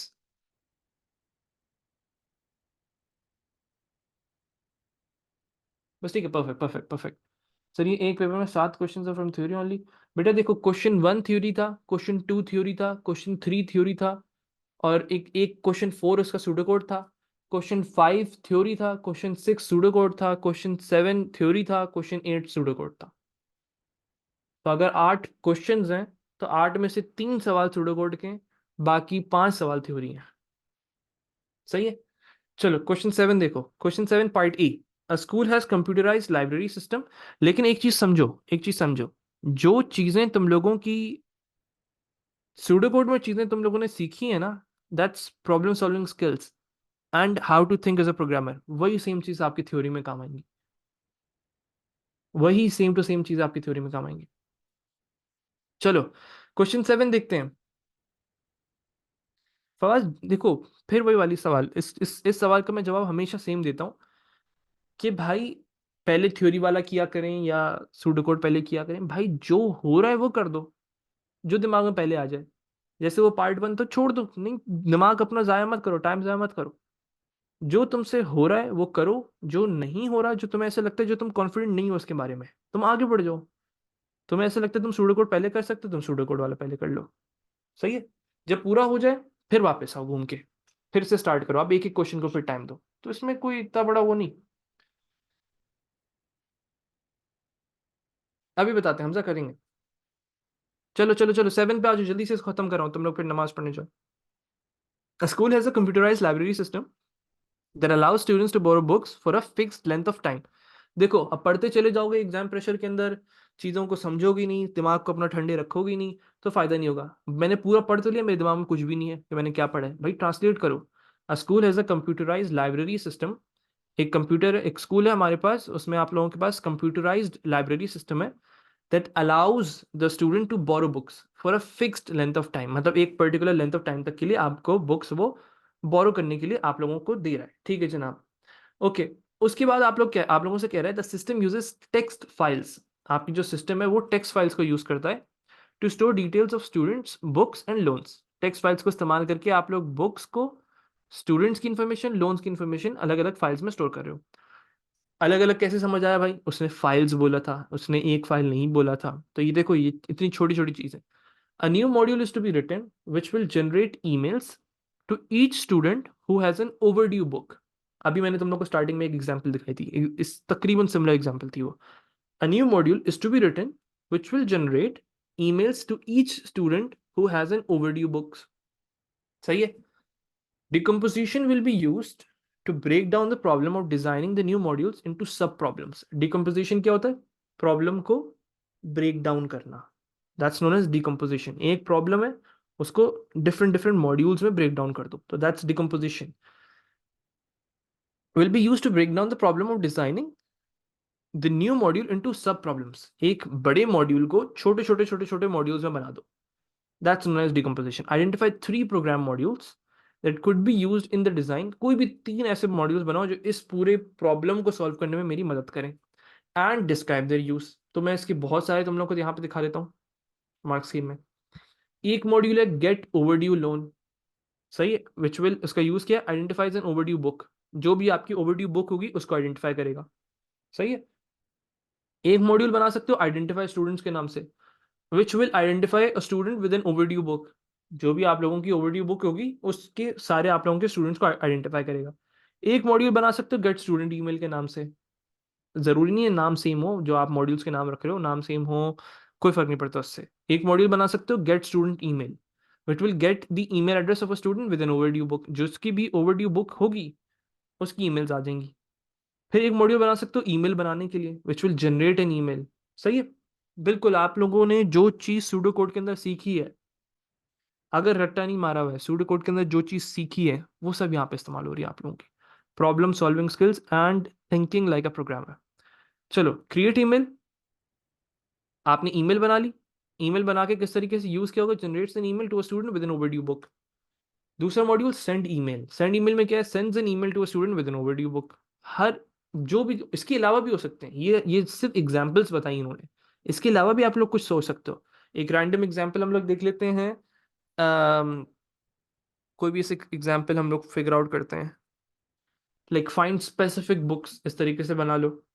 अलग अलग बन सकते हैं, लाइक बहुत डिफरेंट डिफरेंट आप लोग मॉड्यूल्स बना सकते हो, लेकिन प्रॉब्लम से रिलेट होने चाहिए और उसका यूज प्रॉपरली बताना होना जरूरी है। यहाँ पे एग्जांपल्स इंक्लूड का मतलब क्या है, ये कुछ एग्जांपल्स दी हैं, सही है। हाँ, कितने दिन से ओवरड्यू है आप वो भी फिगर आउट कर सकते हो, लेकिन क्या तुम्हें इसमें जुनेरा चाहिए सिनेरियो में कि कितने दिन से ओवरड्यू है वो कैलकुलेट करने की जरूरत है? बस। हाँ, अगर तुम्हें उसमें ईमेल में उसको जनरेट करवाना है ना, ईमेल जनरेशन के लिए तुम्हें चाहिए कि भाई your book is due till 5 days, for 5 days, it's been 5 days, या इट्स बीन 10 days, तो तुम उसको एक्सप्लेन कर सकती हो प्रॉपरली कि I would need to make a module for find days to basically generate a proper email. इस तरीके से बना सकती थी, राइट? हाँ, how many books are overdued, उस तरीके से आप लोग बना सकते हो ईमेल जनरेशन का, ईमेल सेंड करने के लिए। तो एक चीज सीख सकते हो इससे कि भाई किस तरीके से आप लोग डिकम्पोजिशन करते हो। ठीक है जनाब, ये हो गया आप लोगों का 7 पार्ट ए। अब पार्ट बी को देखो। अच्छा, अब पार्ट बी को देखो भाई। देखो, तुम लोगों के सिनेरियो में कोई भी सवाल आ सकता है, तो उसी के मुताबिक सोचना। पार्ट बी, अब वो कह रहे हैं आप लोगों से कैन बी रिपीटेड, मतलब अफनान क्या चीज पूछना चाह रहे हो? सेम टू सेम नहीं, लेकिन सीख सकते हो उससे कुछ कुछ ना कुछ, थोड़ी बहुत चीजें सीख सकते हो और फिर अपनी जो भी प्रॉब्लम है उसके मुताबिक सोचना तुम। Part B, program designer produces a structure chart for the new module. एक मॉड्यूल है हमारे पास, part of the structure chart is shown. उन्होंने कुछ हिस्सा आप लोगों को स्ट्रक्चर चार्ट का यहाँ पे दिखाया हुआ है। अब बस जल्दी से खत्म करो, this is the last part. They're saying module A. अच्छा अच्छा अच्छा, सही सही सही अफनान, ठीक है। Now module B, module C, module D, इस तरीके से लिखा हुआ है। अब वो कह रहे हैं क्या ये क्या हो क्या रहा है, explain the relationship between the 4 modules, मतलब ये क्या है, बताओ भाई। 2 मार्क्स का। Module B C and D are repeated, module B C and D are repeated, yes और नो? अरे बेटा, हम रिलेशनशिप पूछ रहे हैं, क्या हो क्या रहा है? Module B C and D are repeated in, can I say module A calls module A B and C and D? Can I say that module A calls B C and D? ये arrow जो ये repetition को show करता है कि ये चीज बार बार call हो रही है, ये 3 मॉड्यूल्स आपके बार बार कॉल हो रहे हैं। और कौन कॉल कर रहा है? मॉड्यूल ए इन 3 चीजों को इस्तेमाल कर रहा है। सही है, तो आप लोग क्या लिखोगे इसमें, मैं दिखाता हूँ जल्दी से। वो आप लोगों से कह रहे हैं module A calls the other 3 modules. सही है, क्या कह रहे हो आप लोगों से? बेटा, सिलेक्शन का ये डायमंड शेप होता है, अभी देख लेंगे उसको, डायमंड शेप भी आ जाएगा यहाँ पे अब्दुल हमीद, इसी सवाल में आ जाएगा, अच्छा रिवाइज हो जाएगा तुम्हारा। पहला पॉइंट किस चीज का है? Module A calls the other 3 modules, 3 अलग अलग मॉड्यूल्स को वो कॉल करता है। And this process is repeated, तीनों मॉड्यूल्स बार बार कॉल हो रहे हैं। सर रिपीटेड कॉल्स लिख लें तो विल वी गेट 2 मार्क्स? बेटा एक ही मार्क मिलेगा ना फिर आपको, आपको ये अगर एक पॉइंट उसका भी बताने कि इसमें 3 मॉड्यूल्स हैं। सही है बेटा, जरूरी नहीं Mariam, sequence it's like not important. Module A calls other 3 modules and the process is repeated, तुम इसको और इलेबोरेट कर सकती हो, ऑफ कोर्स और इलेबोरेट कर सकती हो, सही है। कि module A will call module B, module C and module D, तो इलेबोरेट कर सकती हो। और these modules will be called repeatedly, इस तरीके से बोल दो। हमें पूरा बताना है कि ये 3 मॉड्यूल्स कॉल करता है और तीनों को रिपीट करता है। एक एक सोचा करो, 2 मार्क्स हैं, पहले उसके मार्क्स देखो, सोचो किस चीज के 2 मार्क्स होंगे, आइडेंटिफाई करो, सॉल्व करो। सही है, चलो ये चीज हो गई। अब वो पार्ट 2 में क्या कह रहे हैं, जरा कोर्सेज देखो यहाँ पे। Now they are saying in part 2, 2 new modules are added, एक module X, but sir I did write repeatedly and call C module. हाँ ठीक है हमद, सही है, 2 मार्क्स मिल जाएंगे। Sir right to left arrow गया, बेटा कोई फर्क नहीं पड़ता, यूं जाए एरो या यूं जाए एरो, कोई फर्क नहीं पड़ता, एक ही चीज है। सही है। अच्छा, अब पार्ट 2 देखो, बिल्कुल हसीब, ये 3 को बार बार कॉल करेगा। नहीं कोई फर्क नहीं पड़ेगा काशान, कोई मसला नहीं। पार्ट 2 देखो बेटा, सिर्फ डिजाइन है ना एक स्ट्रक्चर चार्ट। चलो, कह रहे 2 new modules are added, module X और मॉड्यूल वाई, 2 नए मॉड्यूल्स उसने ऐड किए। Module Y has no parameters, इसमें कोई पैरामीटर्स नहीं है। और यहाँ पे उसने कुछ बात भी नहीं की उसके बारे में कि ये चीज रिटर्न कर रहा है या नहीं कर रहा है। तो I am suppose to consider this as a procedure. Why? The reason is it is not returning any value. अगर रिटर्न करता तो बताता यहाँ पे मुझे, और कोई पैरामीटर्स भी नहीं ले रहा, मतलब इसके अंदर कोई वैल्यू पास भी नहीं की जाएगी, ठीक है। And it is not returning a value as well. Perfect. सिर्फ ये अपडेट कर रही होगी और चेंजेस कर रही होगी in a program. Module Y क्या है? Module Y will take a string value, एक स्ट्रिंग वैल्यू लेगी and a real number as parameter. दो चीजें लेगी, एक स्ट्रिंग और एक real, and returns a boolean value, और वो बूलियन वैल्यू को रिटर्न करेगी। इज इट अ फंक्शन और procedure? Module Y, let me know. It's a function. Perfect. जब ये फंक्शन आइडेंटिफाई कर लिया, अब वो कह रहे हैं module D will call either module x, या तो मॉड्यूल एक्स या तो मॉड्यूल वाई। कुछ तुम लोग को यहाँ पे सिलेक्शन स्टेटमेंट दिख रही है, या तो मॉड्यूल एक्स या तो मॉड्यूल वाई, इनमें से कोई एक कॉल होगा। That means a diamond shape. Perfect. Draw only the part of the structure that represent the relationship between सिर्फ एक्स वाई और डी को बनाना। सही। सिर्फ एक्स वाई और डी को बनाना। तो किस तरीके से बनाते हैं भाई? मॉड्यूल डी पहले बनाते हैं, यहाँ पे एक बॉक्स रफली बना रहा हूँ बिल्कुल, मॉड्यूल डी इस तरीके से बनाते। और मॉड्यूल डी के बाद एक हमारे पास जा रहा था मॉड्यूल एक्स की तरफ, एक मॉड्यूल वाई की तरफ। Let me do module Y over here, module Y, let me do module X over here. बिल्कुल, हमें हसीब सही कह रहे हो, मॉड्यूल एक्स।